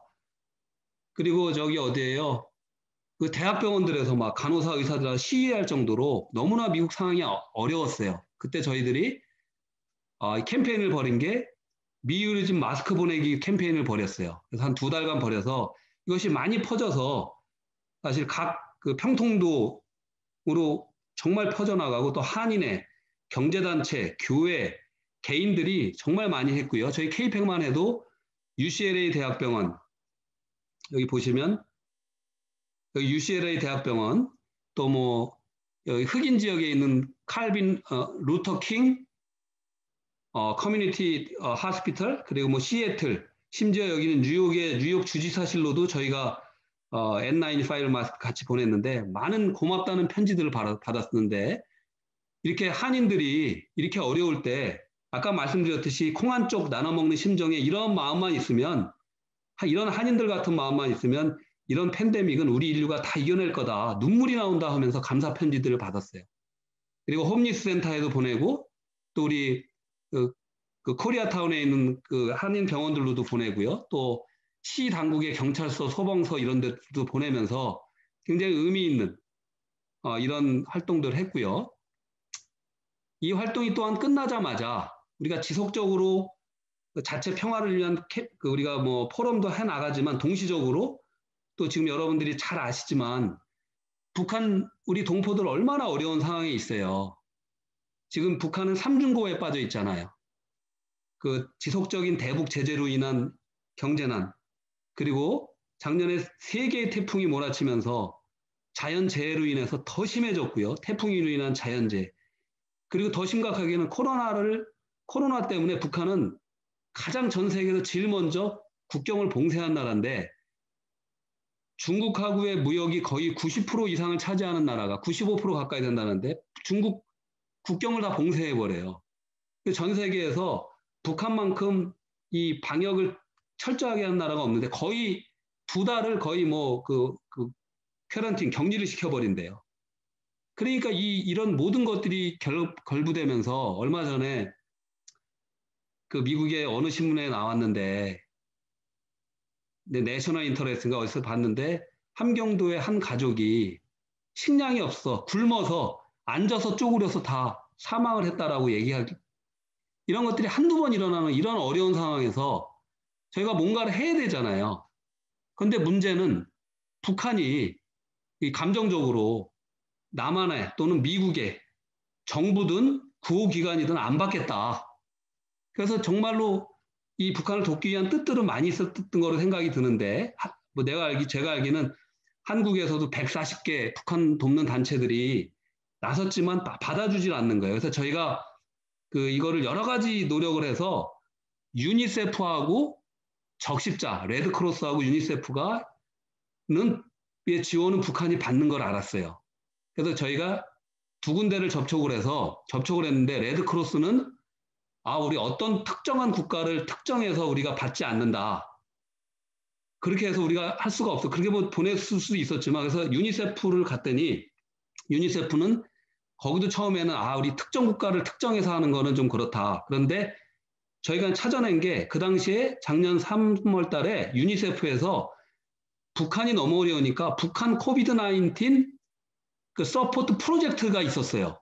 그걸 우리가 리서치에서 찾아냈는데, 거기에는 기사도 나왔던 게, 그 예산을 한국 돈으로 한 15억인가 이렇게 책정을 했는데, 전 세계가 지금 팬데믹으로 어려우니까 그게 다 도네이션 받아가지고 운영을 되는 거거든요. 유니세프나 이 유엔 그 구호단체들이 국가나 단체들한테 도네이션을 받는 거예요. 개인이나. 근데 그때 당시에 모금이 4%도 안 됐다, 이게 나온 거예요. 유니세프 발표가. 그래서 우리가 더 물고 가서 따졌어요. 당신들 북한 지원 캠페인이 있고 모금도 안 되는데 우리가 디아스포라 같은 한민족으로서 이걸 돕겠다는데 해야 되는 거 아니냐. 그래서 그쪽 자체에서 회의를 해서 오케이, 그렇게 합시다 해서 저희가 이거를 모아서 작지만 유니세프를 통해서 전달할 수 있었어요. 근데 저희가 알고 봤더니 유니세프나 레드크로스는 왜 가능했느냐. 거기는 정말 오랫동안 수십 년 동안 북한 주민들의 결핵 퇴치, 식량 지원 이런 걸 위해서 오랫동안 북한에 이 사무실을 두고, 북한에도 의사니 간호사니 직원들을 두고, 또 여기에 대표들도 참여, 거기에 이제 파견이 돼서 오랫동안 가동이 돼 있던, 그러니까 리메인 오퍼레이션이 됐던 거예요. 오퍼레이션이 리메인이 계속적으로 키핑이 됐던 거예요. 그래서 가능했던. 그래서 제가 이건 아이디어를 드리기 위해서 좀 더 자세히 말씀드리는 건데, 해외 우리 동포들이 북한을 돕기가 더 쉬울 수도 있어요. 그래서 조금이라도 이게 금액하고 중요한 게 아니라, 아까 말씀드렸듯이 사람이 어려울 때 북한이 이거 기억하지 않겠습니까? 다 알 겁니다. 정말 어려울 때 조금이라도 도우려고 하는 동포들이 있구나. 그래서 북한 주민들한테 우리 외롭지 않구나. 그리고 이런 사람들하고 우리가 전쟁을 해야 되겠어요? 이런 우리 남한에 출신 우리 동포들이 그런 마음이 안 생길 거예요. 같이 대화를 해야 되겠다, 얘기해야 돼, 이런 마음이 생기지. 근데 우리가 이런 거 전혀 안 하고 나만 잘 먹고 오히려 북한 욕하고 뭐 이렇게 하면은 북한도 더 안 좋게 나올 수 있는 거예요. 그래서 굉장히 중요한 거예요. 그래서 이런 캠페인을 저희가 진행해서 이렇게 유니세프를 통해서 한 한국 돈으로 6,500만 원 정도 되나요? 저는 사실 이 운동을 시작할 때 한 100만 불, 한 10억 이상은 모을 줄 알았는데, 사실 팬데믹으로 너무 어려운 상황이고 그렇기 때문에 쉽지 않더라고요. 그래서 이 정도지만 다 이렇게 십시일반 모아서 이렇게 전달할 수 있었고, 여기 지금 이것도 유니세프 사무실에 가서 전달하려고 했는데, 유니세프 사무실도 뭐 코로나 팬데믹으로 해서 이렇게 다 닫혔죠. 그래서 요 분이 아주 유명한 앤 그리핀이라고, 유니세프에서 디아스포라 부가 있어요, 유니세프에. 그래서 여기 그 책임자고, 여기 다들 책임자들이에요. 그래서 여기 화상으로 전달하고 체크를 보내서 감사 편지를 받고요. 그래서 이게 우리 해외에 있는 동포들도 한번 고려해 봤으면 좋겠다라는 말씀을 드리고요. 자, 이제 한 45분 정도 다 갑니다. 이제 거의 마무리됩니다. 그리고 이런 와중에 또 저희들이 양국 국회에 브리지 역할을 하기 위해서 한국의 이제 국회의원, 미국의 연방연합 같이 이렇게 피스 포럼도 엽니다. 이렇게 포럼, 컨퍼런스를 열어서, 이 컨퍼런스를 열면은 너무 좋은 얘기들이 많이 나와요. 이 브레이 셔먼, 앤디 김 의원, 한국전 종전선언 빨리 돼야 된다. 브레이 셔먼 의원은 차기 의회에서는 북한 사절단을 만들어서 대북 방문을 하겠다. 그리고 평양, 워싱턴 연락사무소를 만들어서 비핵화를 촉진시켜야 된다. 비핵화 하기 전에 비핵화를 하고 만드는 게 아니라 그거를 만들어서 해야 된다라고 아주 좋은 의견들이 많이 나와요. 그리고 한미동맹 아까 말씀드렸듯이 강화를 위한 결의안도 저희가 발의하는 데 노력을 하고요. 그리고 통과가 됐죠. 작년 10월에 2개 법의안이. 그리고 연방의원들이 왔을 때, 이건 작년 10월인데요. 저희가 이런 연방의원들하고 미팅을 이렇게 주선을 해요. 여기 스트링 메릴랜드 이번에 자랑스러운 흑인 한인 시애틀 출신의 의원이고요. 그리고 브레이 셔먼 의원, 그리고 앤디 김, 또 여기는 루벤 애리조나 출신 의원이고, 근데 요 분이 누구냐면, 요 뒤에 있나 보네요. 요 분은 이제 요번에 잘 된 게 저희가 이제 면담을 했는데 요 분이 커트 캠벨이라고 바이든 행정부에서 아시아 정책 책임자로 임명이 됐어요. 저희랑 이때 나는 얘기가 나눴을 때, 북한에 대해서 거꾸로 전략적 인내가 지금 북한이 필요하다. 바이든 행정부의 권력 이양기에 정말 미사일이나 핵실험하면 안 된다. 그런데 그럼 미국이 어떤 시그널을 줘야 된다. 회담을 하겠다는. 그래서 북한의 인도주의적인 지원을 광범위하게 해야 된다는 걸 저희랑 합의를 했어요. 이분이. 그거 너무 좋은 의견이라고. 그래서 좀 기대가 되고요. 그리고 여기 새로운 외교위원장, 또 탐소아지, 뭐 이렇게 많이 이렇게 저희가 이런 교류를 위해서 노력을 합니다. 소통도 하고, 그리고 아까 말씀드렸듯이 종전선언 결의안을 위해서 저희가 노력을 했는데, 일단 저번 회기 때는 안타깝게도 그 상정되지 못해 실패했지만, 폐기가 됐지만, 그 의미 있었던 게 52명의 민주당 51명, 공화당 1명 해서 51명의 그 지지 서명을 받아서 이번 117기 회기 때 로카나 의원하고 또 좀 더 중진의 영향력 있는 의원이 같이 힘을 합쳐서 다시 발의를 하기로 약속을 했어요. 이런 노력도 하고 있고요. 또 이번에 아까 그 사회자님께서 말씀하셨지만 대북전단 살포금지법 진실알리기 캠페인을 지금 진행하고 있는데, 제가 지금 이 기회를 통해서 저희가 535명 전원에 지금 보내는 노력을 했고요. 한 80% 정도는 전달이 된 것 같고요.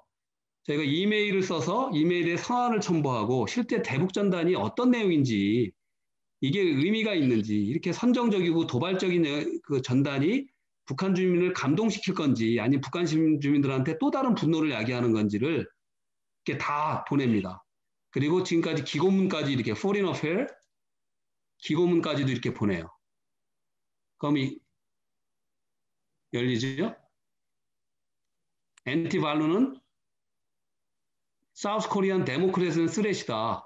그러니까 미국에서 미국 언론에 실린 거를 일단은 보내려는 노력을 하는 거예요.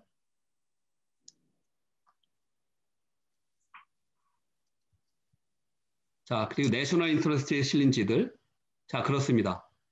자, 여기까지 마치고, 감사하고요. 항상 건강하게, 그리고 마스크 꼭 쓰시고, 우리 항상 함께 했으면 좋겠고요. 우리 유럽과 우리 미국이 이번 기회로 서로 연결되는 그런 기회가 됐으면 좋겠고요. 제가 마지막 광고 하나만 했는데, 2월 6일 날, 미국 시간인데요. 요번에 앤디 김 의원하고 여기 한국의 또 외통위 소속이고, 앤디 김은 군사위원회 소속이라 외교안보 전문가들인데 두 분 다 차세대 리더들이에요.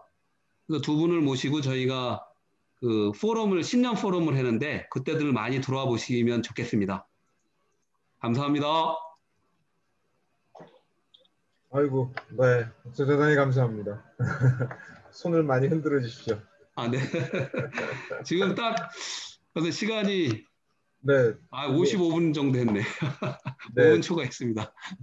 네, 지금 굉장히 많은 이야기들을 갖고 계셔서 예, 많은 이야기를 해주신 것 같고, 그래서 처음에 계획했던 것보다는 좀 시간이 많이 줄어들었습니다만 어쨌든 많은 질문들이 올라와 있고 또 올라오고 있습니다. 그래서 제가 앞서 말씀드렸듯이 한 분씩 거명 드리면 질문 주시고 또 최 대표님께서 많은 말씀을 주셨지만 또 질문에 대한 답변들을 해주셨으면 좋겠습니다. 먼저 영국에 제가 미리 예약을 받은 질문이 있어가지고요. 영국 장도순 협의회장님께서 꼭 질문을 하실 것이라고 하셔서 먼저 기회를 드립니다. 자, 회장님께서 시간을 음소거 해제하시고요. 네, 예. 여기 뭐 회장이라고 먼저 기회를 주신 것 같으네요. 감사드리고요. 우리 역시 기대했던 대로 우리 최강철 대표님 그 강연에 많은 것도 배우면서 저는 한 1년 반 정도 이 평통 이제 영국협의회 활동을 하면서 지금 최 대표님 얘기에 전적으로 공감이 지금 제가 가고 있거든요. 저게 이제 사실은 공공의회라는 게 처음에는 좀 막막했어요. 근데 저게 좀 과감한 시도를 좀 했었던 게 청년 포럼을 할 때 여기 이제 그 NGO 활동을 하시는 분, 우리 이제 뭐 북한 내에도 이제 관심 있는 분을 직접 강사를 모셔서 이제 영어로 진행을 좀 한번 해봤고, 그다음에 이제 평양과학기술대학교에서 그 저 교수를 하셨던 영국 분도 한번 저희가 모셨어요. 그래서 그분이 한 8년인가 그 평양에 계셨던 얘기를 아주 그 진짜 막 그 리얼한 얘기를 많이 해줬고, 이분한테 우리가 이제 그 본부에서 또 나온 그 강사라고 해서도 드리겠다고 그랬더니 이분 말씀이 아니 자기는 이 즐거운 마음으로 했고 초대해줘서 고맙다고 강사를 굳이 안 받고 저희한테 이제 리턴까지 해주더라고요. 그리고 이제 그 작년 연말에 이제 대사관하고 같이 했지만 영국 대학생들을 대상으로 영어 에세이 응모전을 했는데 24편이 들어왔는데 그 뭐 참여한 학생 처음 하는 거라 이제 우리가 뭐 많이 기대도 하고 걱정을 했는데 그 에세이 내용이요. 사실 우리끼리 이제 심사를 하면서 그 얘기를 했는데 과연 여기서 평통자문위원을 하고 있는 우리들이 물론 그 학생들이 뭐 1등이 700파운드 상품 그 상밖에 안 됐지만 그 대학생들이 낸 그 내용만큼 우리 평통자문위원들이 진짜 통일 문제, 우리나라 통일 문제에서 알고 있느냐 할 정도로 좀 뭐 내용들이 좋아서 이제 올해도 또 좀 하려고 그러고요. 그리고 이제 우리가 세미나를 했는데요. 그 영어로 진행되는 세미나를 했는데 거기에 이제 영국 상원의원 한 분이 들어오셨어요. 우리 박종국 의장님은 다 보셨는데, 근데 이분이 이제 들어와서 처음 할 때 무슨 축사 같은 것만 하고 그냥 지나가신 게 아니고요. 자기가 내용을 다 듣고 난 다음에 자기가 코멘트를 하겠다고 그러더라고요. 그래서 제가 이제 이런 걸 겪으면서 제가 느꼈던 게 뭐냐면 아 이게 우리가 괜히 우리 통일 문제 괜히 뭐 꺼냈을 때 좀 생뚱맞이하거나 조금 좀 반응이 좋지 않을 줄 알았는데 의외로 영국에 우리나라 통일 문제에 관심을 갖고 있는 분들이 많다는 걸 알았고요. 또 하나는 그분들이 알고 계신 게 꽤 지식 수준이 높아요. 그래서 우리가 이게 우리 평통이 지금 그 할 수 있는 공공의 방향이겠구나. 그래서 그런 데서 좀 자신감을 가져서 올해는 그런 걸 좀 더 좀 확대하려고 그러고요. 그래서 이런 거를 제가 그 겪으면서 제가 느끼는 거는 우리가 지금 오히려 이런 우리 그 최 대표님은 몸소 실천을 하고 계시는데 이런 거를 우리가 좀 더 자신감을 갖고 과감하게 물론 이제 미국이나 영국은 제일 큰 장점이 영어라는 언어를 우리가 쓸 수 있으니까 다른 그 외국어보다 우리가 더 많이 사용을 할 수 있으니까 그게 장점이긴 한데 그거보다는 우리가 이 공공외교 부분에 대해서 조금 말씀하신 거 여러 가지 공감되는 건 그 부분들을 좀 더 자신감 있게 시도를 하는 게 옳지 않겠느냐는 생각에서 이제 좀 공감을 해요. 그리고 아까 그 행사 전에도 말씀드렸지만 킹스턴 병원 우리가 이번에 코로나를 그 사태에서 지원해 준 거는요. 우리 그 한인사에서 처음 있었던 일이라고 하더라고요. 이게 아까도 말씀드렸듯이 지금 한인 회장 가족이 그 코로나 감염됐는데도 큰 도움을 받고 있고 아까 지금 계속 이제 최 대표님 말씀만 맞다나 이런 것들을 직접 우리가 물론 이제 일부에서는 그 뭐 어려운 교민들도 있는데 거기는 안 돕고 왜 도와주냐는 좀 편협한 주장을 하시던 분도 있는데 이런 쪽으로 우리가 계속 가는 것이 우리가 계속 해 나가야 되는 길 아니냐. 그래서 지금 제가 무슨 질문이라기보다는 공감을 좀 하고 있고요. 지금 딴 지역에서 들어오신 분들도 많은데 최 대표만큼 아니라도 우리 영국 협의회에서도 이런 걸 실질적으로 해보면서 생각보다 기대감이 더 커졌고 가능성에 대해서 많이 좀 알게 됐거든요.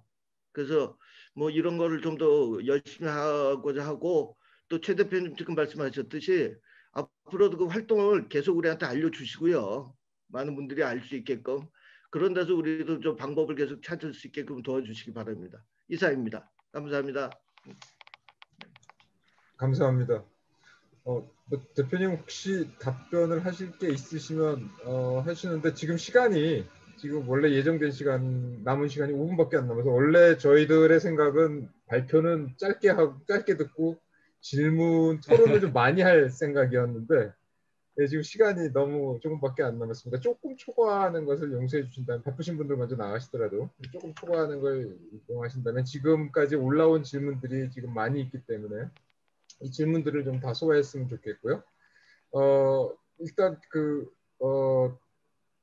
혹시 대표님 뭐 지금 우리 장 회장님의 말씀에 네. 추가하시고 싶은 말씀 있으면 짧게.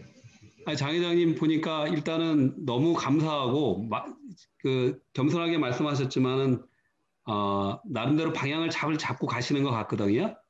그래서 제가 부탁드리고 싶은 건 지금 하시는 거 더 깊이 있게 하시면 좋을 것 같은데 하나는 제가 자세히 모르지만 아까 미국 영국의 하원의원 한 분이 들어오셨다 그랬잖아요. 상원의원이요. 상원의원. 네네네. 상원의원이 들어왔구나. 그러면 하여튼 그 의원들하고의 한 몇 사람이라도 그러니까 킹스턴 병원 한인타운 근처에 혹시 그 하원의원은 몇 명이 있나요? 그쪽에는? 지금 하원의원이 한 분 계신데요. 그분이 네. 지금 그 제3당인 자민당 대표로 돼 있기 때문에 우리 어, 교민들하고 교류도 열심히 하시려고 그래요. 예. 그래서 아마 제가 볼 때는 거기에 보수당하고 노동당하고 그 자민당하고. 자민당이 이게 아마 그렇게 돼 있는 것 같은데 누구라도 그렇게 관계를 갖고 있는 게 너무 중요해요. 적어도 한두 사람이라도 그렇게 출발을 시작하고 나중에 각 지역으로 그러니까 처음에 런던 지역 그 다음에는 뭐 다른 지역에 이렇게 한 사람을 하시면은 더 많이 이렇게 보여요. 그러니까 그런 분들을 꼭 영국협의회 할 때 이렇게 초대를 해서 축사를 하게 한다거나 아니면 연설을 하게 한다거나 그러면 사전에 연설을 뭐 해야 될지 몰라요, 이 사람들이. 그럼 그때 야, 우리 한국인들이 이런 거에 관심이 많아 하고 이렇게 사전에 다 주는 거예요. 그럼 이 사람들이 연구를 해요, 또.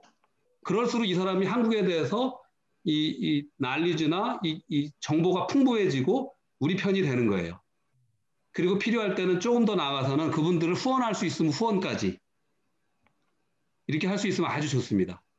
좋은 얘기입니다. 그렇게 하도록 네. 하겠습니다. 감사합니다. 아유, 예. 감사합니다. 네.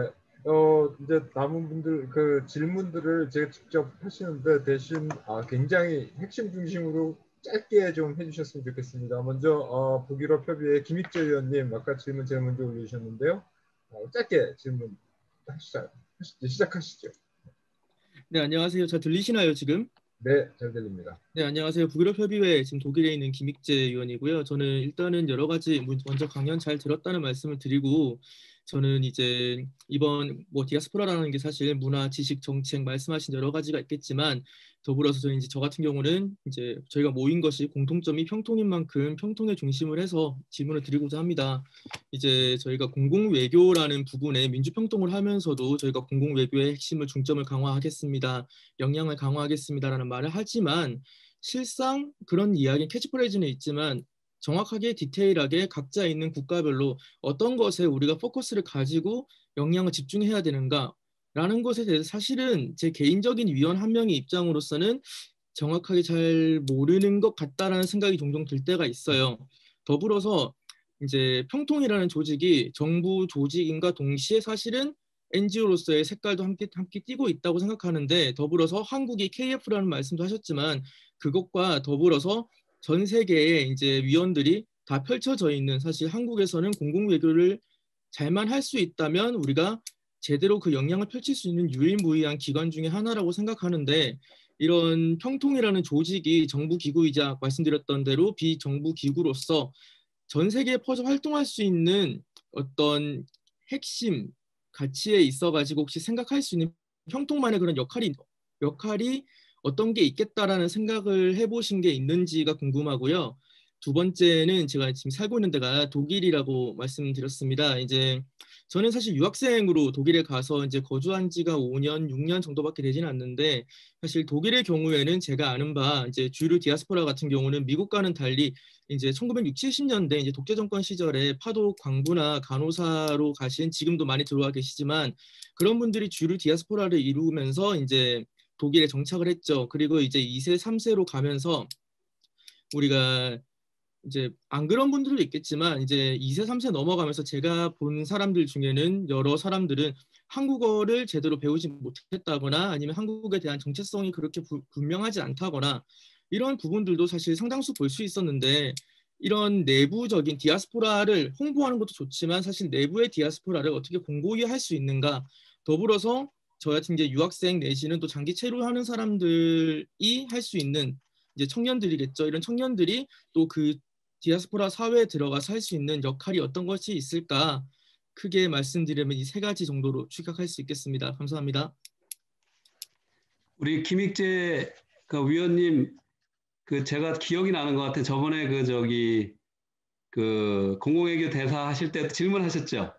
네, 맞습니다. 네, 그래서 저도 그 질문이 아주 대단하신 분이다라고. 근데 이렇게 뵙게 돼서 반갑고요. 아주 좋은 질문입니다. 먼저 첫 번째 질문 말씀드리면 평통은 어떠한 역할을 좀 해야 되나라는 얘기죠. 사실 평통을 떠나서 우리 한국 외교가 전체적으로 사실 그림을 그릴 때가 됐어요. 새로. 이거는 사실은 이 정권 차원에서 전체적인 그림을 새로 그려야 되는데 뭐냐면 아까 그래서 제가 오늘 말씀을 드리는 건데 이 주체와 대상에 대해서 정확하게 인식을 해야 되는데 지금처럼 우리 외교라는 부분을 외교부나 주로 이 정부가 주도해왔던 게 사실인데 지금 세대에는 사실 맞지는 않는 거예요. 그래서 이제 공공외교라는 말이 나왔는데 거기에서 외교 주체를 확대해야 되는데 그렇다고 내가 뭐 외교관을 만나고 뭐 이렇게 외교관들이 하는 것처럼 하라는 게 아니라 지금 벌어지고 있는 수많은 일들 속에서 이 주체 확대, 그러니까 외교 주체 확대를 생각해야 되는데 그게 한국에서는 국민이 될 수도 있고 해외에서는 동포인데요. 그럼 이제 거기에 들어가야 돼요. 그럼 그 동포 중에서 우선적으로 가장 그런 외교, 한반도 특히 평화정책 외교를 실행할 사람이 누구냐를 봐야 되죠. 누구일 수가 있겠냐, 현재 시점에서. 사실 이게 평통 자문위원들이에요. 그런데 평통에서 조금 이렇게 항상 이렇게 멈칫할 수밖에 없는 이유는 뭐냐면 미국 기준으로 이런 말을 해요. 그러니까 유럽의 법을 내가 좀 봐야 되는데 미국은 아까 법을 얘기했잖아요. 그 파라라는 법이 있고 그러니까 로비 등록법이라는 게 있고 그 Foreign Agency FARA, Foreign Agency Registration Act라는 법이 있어요. 그러니까 이게 어떤 정책이나 목소리를 낼 때 그러니까 로비하는 부분은 굉장히 등록해야 되는 게 강한 게 있어서 흔히 이런 말들을 이렇게 많이 들어봤을 거야. 평통이니까 저런 일은 좀 못하지 않느냐. 라는 이야기를 해요. 그게 좀 한계로 다가와요. 아마 유럽도 비슷하다고 생각은 드는데 그렇지만 제가 드리고 싶은 말씀이 이거예요. 그럴 수도 있지만 아니라는 거예요. 다시 가서 우리 한 개인은 그러니까 자연인이잖아요. 자연인은 내가 한 군데만 소속돼 있는 게 아니에요. 그러니까 저는 학교 교수도 할 수 있으면서 교회 장로도 할 수 있고요. 동시에 어디 그 자원봉사단체의 이사장도 할 수 있고요. 또 뭐 한인회 회장도 같이 동시에 할 수 있어요. 그렇기 때문에 여러 가지를 함께 할 수 있는 속에서 내가 대한민국 헌법기관 평통의 자문위원이지만 한편으로는 내가 독일에 거주하는 유권자여 거주자로서 또 일을 할 수 있는 거예요. 그죠? 그렇기 때문에 이거를 잘 구분할 수 있어야 돼요. 그렇지만 내가 평통이 왜 중요하냐면 평통은 어쨌든 많은 교육과 이 정보를 얻을 수 있잖아요. 그 속에서 제가 하고 싶은 건 평통은 주로 동포들이든가 또 현지인을 대상으로 포럼과 강연회와 이런 거에 많은 힘을 써야 돼요. 그리고 평통은 거기에 따른 예산도 있죠. 그런데 저는 독일에 사는 유권자요 당당한 시민으로서 의원들을 만나고 하면서 그거는 개인의 자격으로 해야 돼. 그런데 더 봐야 돼. 그런데 내가 더 체계적으로 그 독일에 있는 정치에 관여를 하고 싶다. 그러면 거기 법을 보셔서 거기에 어떤 등록을 할 수 있는 거를 등록해서 단체를 더 만들어갈 수 있는 거예요.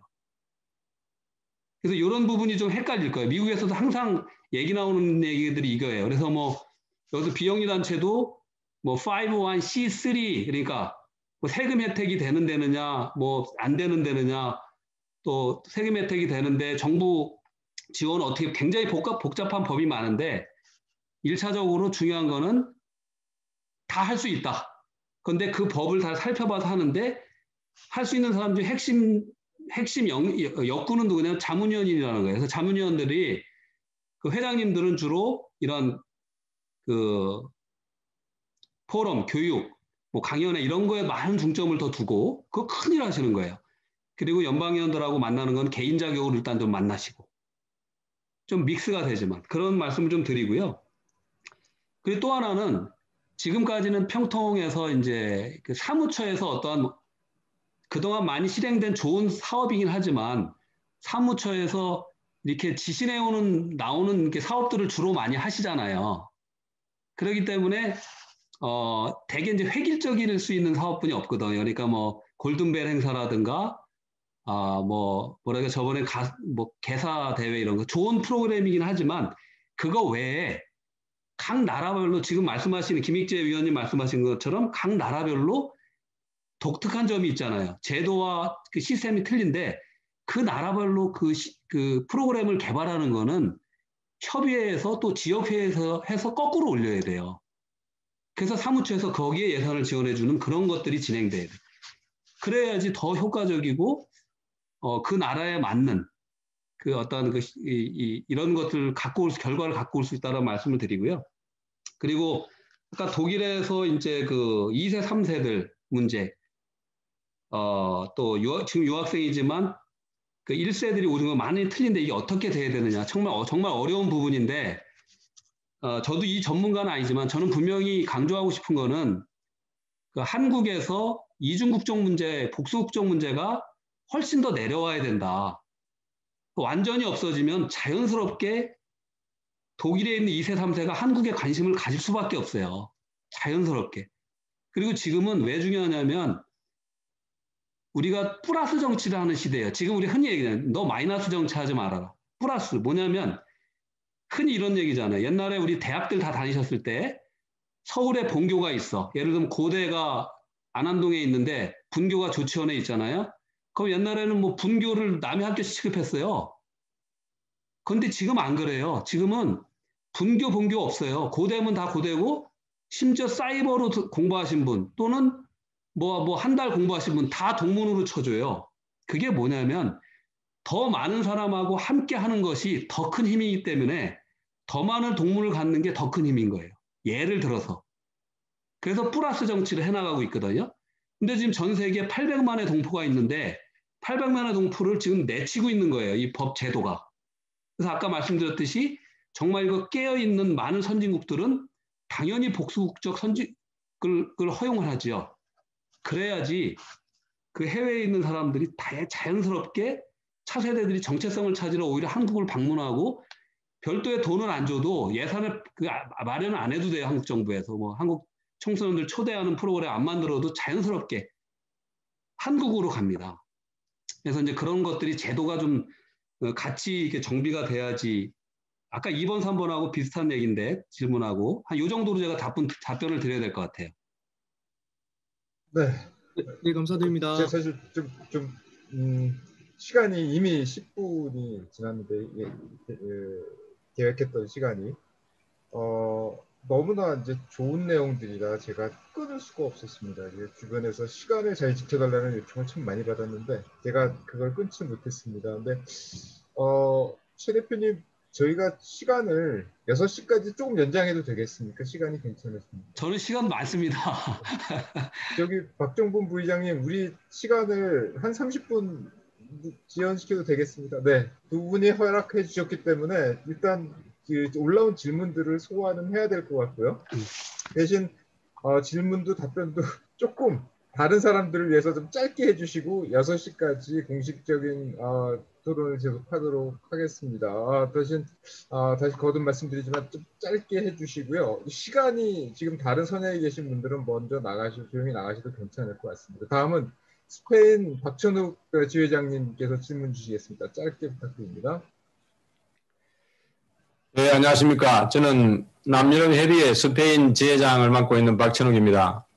네, 우리 최강철 대표님께서 오늘 좋은 강연, 여러 가지 공공 외교를 위한 여러 가지 모델들, 방법들을 많이 저희들에게 가르쳐 주셨습니다. 많이 참고가 되고 저희들에게 앞으로 도움이 될 것 같습니다. 제가 한 가지 질문이 하나 있었는데요. 한국이나 미국은 국회의원들이 전부 지역구인 줄 알고 있습니다. 그런데 이제 스페인이나 이 유럽 지역은 전부 내각제이다 보니까 지역구 의원들이 없어요.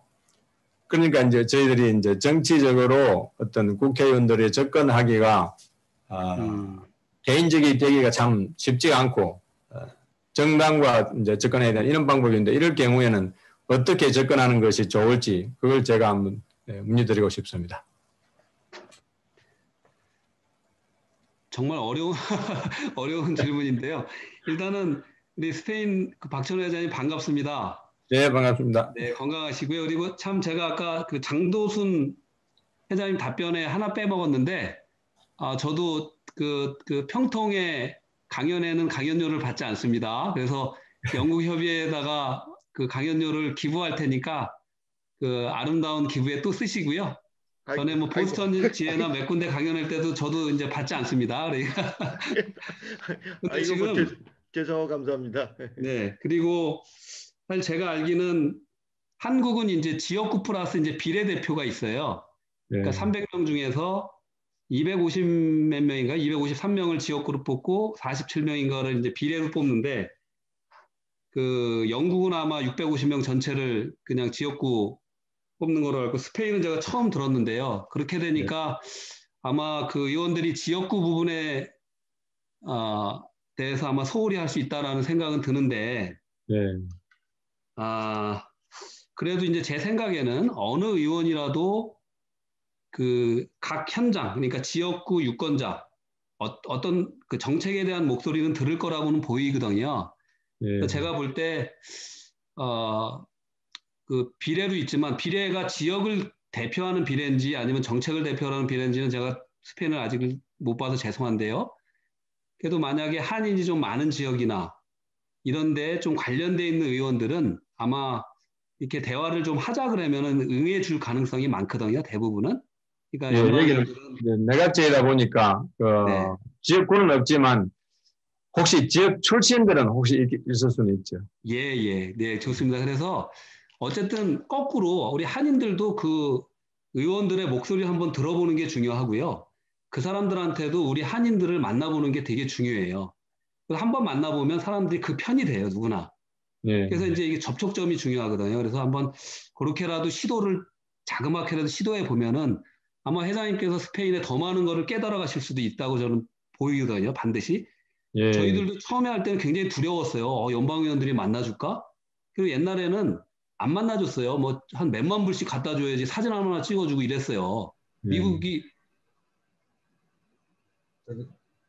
근데 여기 미국이 2000 몇 년부터 그 정치자금법 이런 것들이 계속 그 이렇게 발전하고 클리어 그 이게 뭐라 그러니까 투명하게 되면서 많이 내려온 거예요. 그러니까 저희 같은 사람들은 만나주고. 대표님 네, 그 정도까지. 네. 죄송합니다. 대단히 죄송합니다. 다른 분들이 지금 줄 서 계셔서요. 일단 그 다음부터는 질문 1분, 답변 3분으로 제한하겠습니다. 영국의 신은주 의원님 말씀 주시죠. 네. 감사합니다. 제가 강연을 듣고 보니까 디아스포라 공공 외교를 하기 위해서는 한국에 대한 애정이 있어야 되고요. 그리고 또 개인의 경제력과 사회적 지위가 어느 정도 있어야지 공공 외교를 생각해 볼 수 있고 할 수 있다라고 그렇게 두 가지가 필요한 것 같은데요. 아까 김익재 의원이 말한 것처럼 2세대들은 한국에 대한 애정이 별로 없는 반면, 죄송합니다.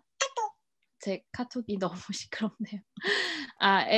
애정이 별로 없어서 문제고 그 부분은 이미 말씀해 주셨고 1세대들은 한국에 대한 애정은 많을 수 있지만 또 경제력 또는 사회적 지위가 올라오려면 이민 와서 그만큼 시간이 많이 들어서 결국은 또 공공 외교를 못하는 것 같은데요.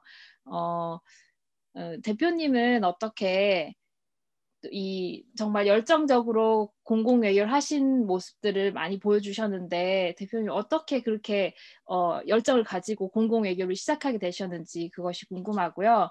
그리고 대표님처럼 이민 1세대지만 성공하신 많은 분들이 그냥 본인의 이제 업에만 관심이 있고 공공 외교를 못 하시는 분들이 제가 봤을 때 많은 것 같은데 그분들은 어떻게 함께 우리가 할 수 있을까? 그것이 질문입니다. 네, 신은주 위원님 질문 감사하고요. 너무 좋은 질문이고 너무 중요한 질문입니다.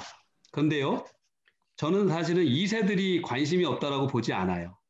대표적인 예가 있는데 저희 KPEC의 차세대 단체, 함께 협력하는 차세대 단체가 있는데 AAYC라고요. Asian American Youth Council이라는 뉴저지, 뉴욕 동부 지역에 바탕을 둔 고등학교 대학생 모임이 있어요. 여기 이제 전체 회원이 한 150명 정도 되는데요. 제가 이제 저한테 도움이 와서 저도 거기 상임 고문으로서 도와달라 해서 제가 당연히 지금 도왔고 있어요. 얼마 전부터. 저희 KPEC의 모든 활동에 같이 참여하는데 이분들 고등학생, 대학생이에요. 굉장히 관심 많습니다. 저희가 하는 많은 포럼에 거의 뭐 5, 60명, 70명이 들어와서 봐요. 그 학생들이. 그래서 저는 아마도 우리 차세대들한테 이런 여건들, 이게 다 하나는 결국은 뭐냐면 교육이에요, 교육. 차세대들도 우리 한국에 대한 교육, 또 우리 이런 한반도 평화가 우리 차세대들의 미래에 얼마나 중요한지에 대한 교육. 그런데 거기에 한국 정부가 이중국적을 열면은 더 크게 간다는 거예요. 그리고 아까 이제 성인들, 어른들은 어떻게 할 거냐. 성공한 어른들인데 너무 정말 일만 하다가 힘들다가 이분들도 이제는 그래서 교육이 필요한 거예요. 여기 미국에서 제가 얘기하는 게 있어요. 여기 굉장히 성공한 분들 많은데 여기 그냥 돌아가시면 그 수많이 쌓은 자기 부들 다 미국 세금으로 다 버려요. 그럴 필요 없다는 거예요. 미국의 자선단체 좋은 일들에 쓸 줄 알아야 돼요. 잘 열심히 일해서 모아서 잘 쓸 줄 알아야 되거든요. 이 모든 자체가 교육인데 그 마음을 움직이는 거는 한국인들은요, 애국심이 있어요. 내 조국에 대해서 그래서 아까도 그래서 그 말씀을 드린 거예요. 보수 진보를 나눠서 너무 한쪽의 이념을 얘기하면 일을 못해요. 항상 우리가 평화, 대한민국의 민주주의 이런 공통점을 갖고 일해 나가야 돼. 이렇게 우리 평통도 그래서 항상 보수 진보에 치우시면 안 돼요. 거기까지요. 네, 감사합니다. 네, 대표님 다음번엔 더 짧게 답변 주셔야 됩니다. 다음에는 이은정 박사님, 위원님 질문 주시죠. 1분입니다. 네, 질문이 아주 짧은데요. 지금 동포 사회에서 700여 명의 그 동포들의 그 조직을 이끌고 계신데 동포 사회가 물론 여러 가지가 있겠지만 특히 이 유럽에 계신 분들은 많이 배우신 분들 그리고 굉장히 개성이 강한 수도 있어요. 그래서 이렇게 700여 명이나 되는 큰 동포 조직을 이끄시면서 그 원칙으로 삼고 계시는 어떤 리더십의 프린시플이 있으시다면 나눠주시면 감사하겠습니다. 예, 사실 도산 안창호 선생님이 미국에 이런 조직을 세우고 싶었다고 하셨어요. 근데 여러 가지 이유, 특히 우리나라는 북한을 또 기준으로, 분단을 기준으로 보수, 진보가 나눠서 힘들죠? 근데 또 더 나아가서는 한국 사회가 약간은 뭐라 그러나요? 좀 이렇게 시기 질투도 있대요. 그죠? 한인 사회가 그렇대요. 그렇지만 우리가 그래서 우리는 항상 분열하는 민족이라고 자책하시면 안 돼요. 그래서 아까 말씀드린 게 유대인, 우리보다 더 심한 유대인을 말씀드렸잖아요. 우리 한민족은요, 정말 그 민주주의나 이런 거에 진이 있기 때문에 많은 의견이 있는 거예요. 그래서 핵심, 무지하게 중요한 질문이에요. 우리한테 필요한 지금 사람들은 누구냐면 조직가요, 활동가예요. 그럼 조직가가 되시려면 뭘 해야 되냐면 끝까지 참고 인내하고 배려해야 돼요. 그리고 나 혼자만 나세워서는 안 돼요. 내가 조직을 하려면 내 옆에 있는 사람들을 내서줘야 돼요. 그 사람들을 주인공으로 만드는. 그러니까 여기서 저희 KPEC도 8개 이제 지부가 생겼는데 그분들이 주인이에요. 보스턴 대표, 뉴욕 대표님, 보스턴 대표님, 다들 훌륭하신 분들이에요. 그래서 그분들이 그 지역에서 대표가 돼서 그분들이 중심이 돼서 세우게 해야 돼요. 그러면 돼요. 그런데 수많은 다양성이 있으니까 그 원칙은 잘 세워나가되 끝까지 인내하고 배려해라. 그렇게 말씀드리겠습니다. 감사합니다. 네, 또 네. 감사합니다. 동안 그 모범을 제가 봤기 때문에 또 더 마음에 깊이 새기도록 하겠습니다. 감사합니다. 네, 다음은 김미선 위원님께서 질문 짧게 해주시겠습니다. 예, 안녕하세요. 질문의 기회를 주셔서 감사합니다. 최강철 선생님 오늘 강연 정말 잘 들었습니다. 그리고 그 말씀해 주신 통일이 우리 이중국적 제도 개선을 위한 아주 구체적인 이유가 된다는 말씀에는 굉장히 감명을 받고 공감이 됩니다. 예, 정말 그렇게 실현이 됐으면 좋겠습니다. 제가 질문 드리고 싶은 것은요. 그 비영리 단체를 플랫폼으로 공공 외교에 역점을 둔 활동하고 그 이제 활동을 보니까 미국의 그 정치적인 환경을 그 이용한 전략이 굉장히 인상적이고 그 저희들 해외 동포들에게 아주 선구적인 활동이 될 것 같습니다. 그런데 이렇게 훌륭한 아이디어가 이제 현실화되기에는 이제 적지 않은 재원이 필요할 텐데요. 그런 재원 자금은 그 후원금 모집 활동 외에 그 특별한 다른 수익 활동을 하시는지, 그리고 이렇게 그 커다란 그 단체를 운영하시는데 그 코어 멤버 중에는 1세대 이외에 2세대가 어느 정도 그 코어 멤버로 활동을 하는지도 궁금합니다. 예, 제 질문은 이상입니다. 예, 질문 감사합니다. 일단 말씀드리면요. 저희 K-팩은 아까 말씀드렸듯이 중간에 아마 한국에서도 이런 지원을 좀 하겠다는 의견이 있지만 저희는 다 거절을 했고요. 예. 저희 자체 이사회비 회비로 구성이 되는데 이사가 지금 23분이 있어요. 이사는 이제 2,000불 이상을 이사회비를 내고요. 그리고 회원의 회비가 있는데 회원이 이제 200불 연에 그러니까 한 달에 한 20불. 그러니까 이렇게 진행이 돼서 자체 회비로 다 운영이 되고, 그리고 아까 같은 이제 북한 돕기 운동, 뭐 미의료진 마스크 보내기 운동은 별도 그때마다 프로젝트를 진행합니다. 그래서 저희는 원칙은 우리 스스로 한다는 거예요.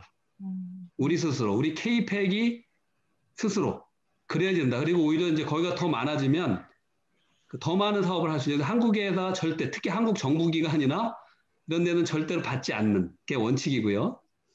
두 번째 질문은 1세대, 2세대 이제 700명 중에 어느 정도 되나, 제가 러플리 이렇게 볼 때는 차세대라고 보면은 한 30세 미만, 35세, 30세 미만이라고 봐야 되겠죠? 비중이 한 200여 명 정도는 차세대가 되는 것 같아요. 150여 명, 200명. 그래서 지금도 저희가 과제가 이 차세대, 아까 말씀드린 AAYC를 많이 이렇게 성장을 시켜야 되는데 그거를 미국 전역화할 필요가 있어요. 유일하게 차세대 단체에서 한반도 평화를 생각하는 단체예요. 현재로서는. 지금까지는 차세대 단체들이 많은데 주로 뭐 한글학교와 관련돼 있거나 아니면은 뭐 지역사회의 어떤 봉사 아니면 뭐 이렇게 환경 청소하는 거 뭐 이런 차세대 뭐 다 의미가 있지만 한반도 평화와 민주주의 이런 정의의 가치에 함께하는 차세대 단체들이 많아져야 돼요. 그런데 이런 단체들을 우리가 전국화하려는 하는 노력은 하고 있다. 그래서 그 방법을 어떻게 할 건지는 지금 저희가 지금 고민 중에 있다라고 말씀드립니다. 예, 훌륭하십니다. 아유, 감사합니다. 네, 감사합니다. 그 다음에 이제 이게 지금 시간이 5분밖에 안 남아서 딱 마지막 한 분으로 해야 되고 그 이후에는 좀 끝나고 인포멀하게 해야 될 것 같습니다. 지금 필라의 한현숙 여성위원장님 말씀 주십시오. 짧게 1분 질문, 3분 답변입니다. 안녕하세요. 처음 인사드립니다. 뭐 회의에는 자주 뵀는데 많은 분들 저하고 좀 익숙하신 분들이 많은데요. 지금 그 가장 중요한 거 이번에 그 아태 담당자로 갔던 캠벨 의원을 뵀다고 그래서 제가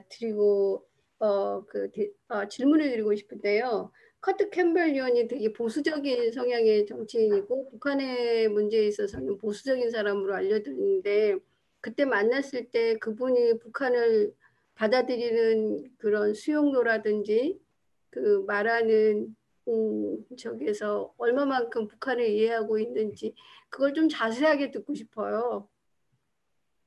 네, 아이고 우리 한현숙 선생님, 저희 KPEC 중요한 멤버신데 저도 얼굴을 자세히 처음 뵌 것 같아요. 감사하고요. 중요한 질문인데요. 먼저 이렇게 말씀드릴게요. 트럼프 행정부는 못했다라고 보지 않습니다.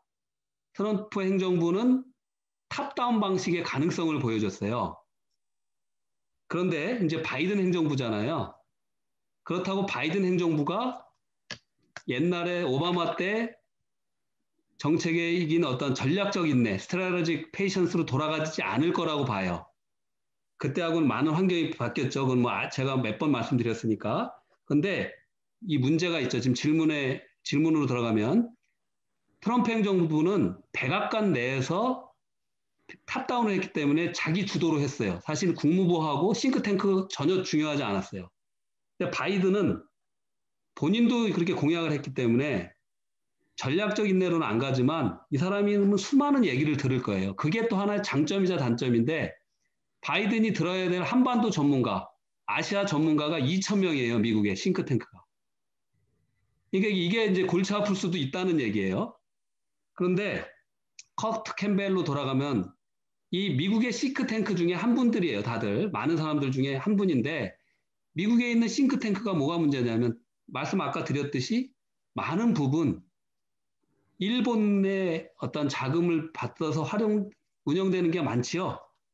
그러니까 사실 북한보다 더 중요한 건 일본과 결부돼서 일본의 입장들을 많이 들었던 게 문제가 있었던 거예요. 근데 북한은 항상 어떻게 돼요?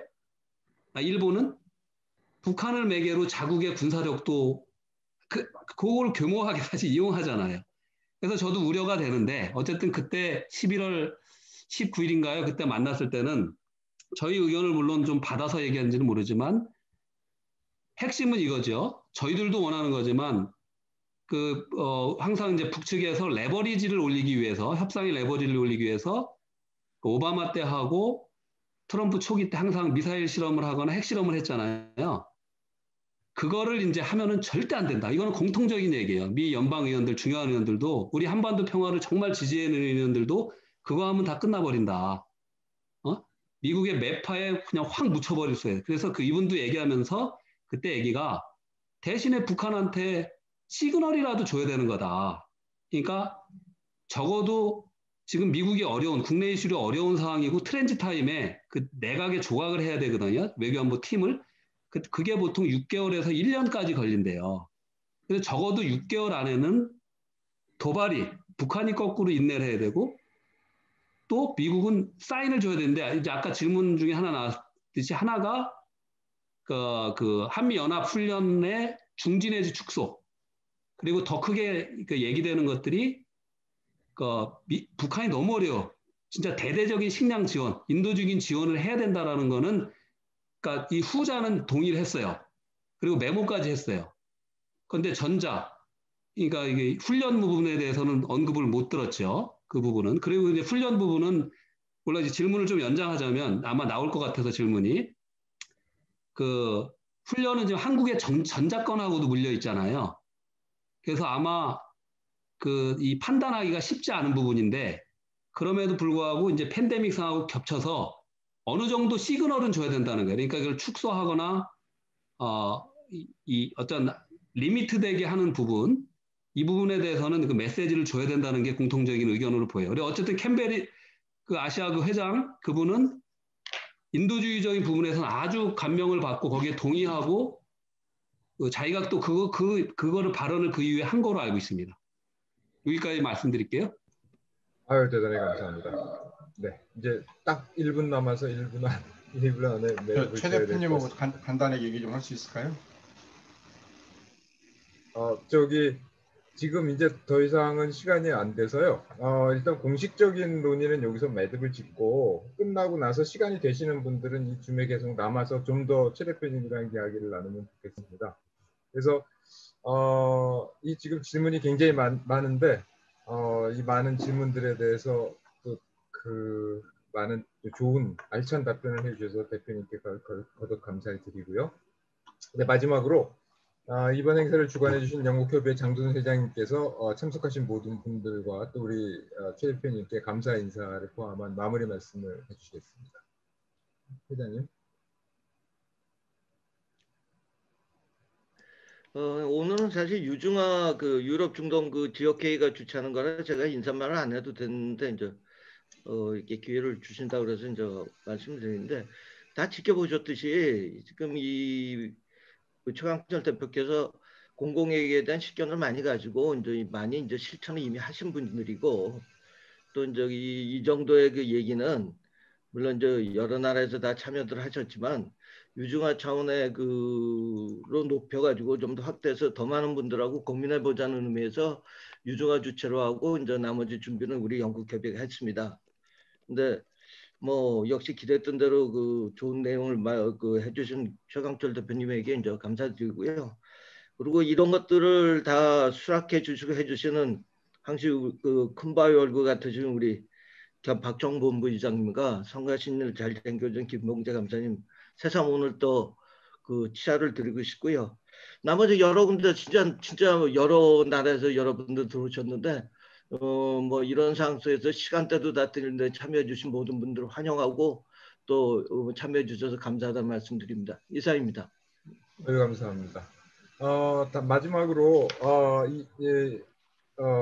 박종본 부의장님께서 오늘 행사를 매듭 짓는 폐회사를 주시겠습니다. 부의장님. 예, 여러분 정말 시간이 1분 1분 한 매 순간을 놓칠 수 없는 아주 귀하신 말씀들이었습니다. 특히 이 민주참여연대 K-팩을 직접 이끄시면서 몸소 이렇게 그 디아스포라 공공회 그다음에 우리 김훈 상임위원님도 지금 참가를 하고 계시네요. 반갑고요. 그 중에서 특히 우리 이 영국협의회 학술분과위원회 위원님들께서 이렇게 적극적으로 좋은 또 강의를 만들어 주셨습니다. 여러분들 정말 감사드리고 여러 가지 귀한 말씀들 우리 참고 삼아서 우리들도 공공외교 더 나아가서 한반도의 평화와 안정, 번영, 통일을 위해 정진해 나갔으면 좋겠습니다. 여러분들 정말 다시 한번 감사드리고요. 여러분 모두 정말 수고 많으셨습니다. 우리 최광철 회장님 수고 많으셨습니다. 감사합니다.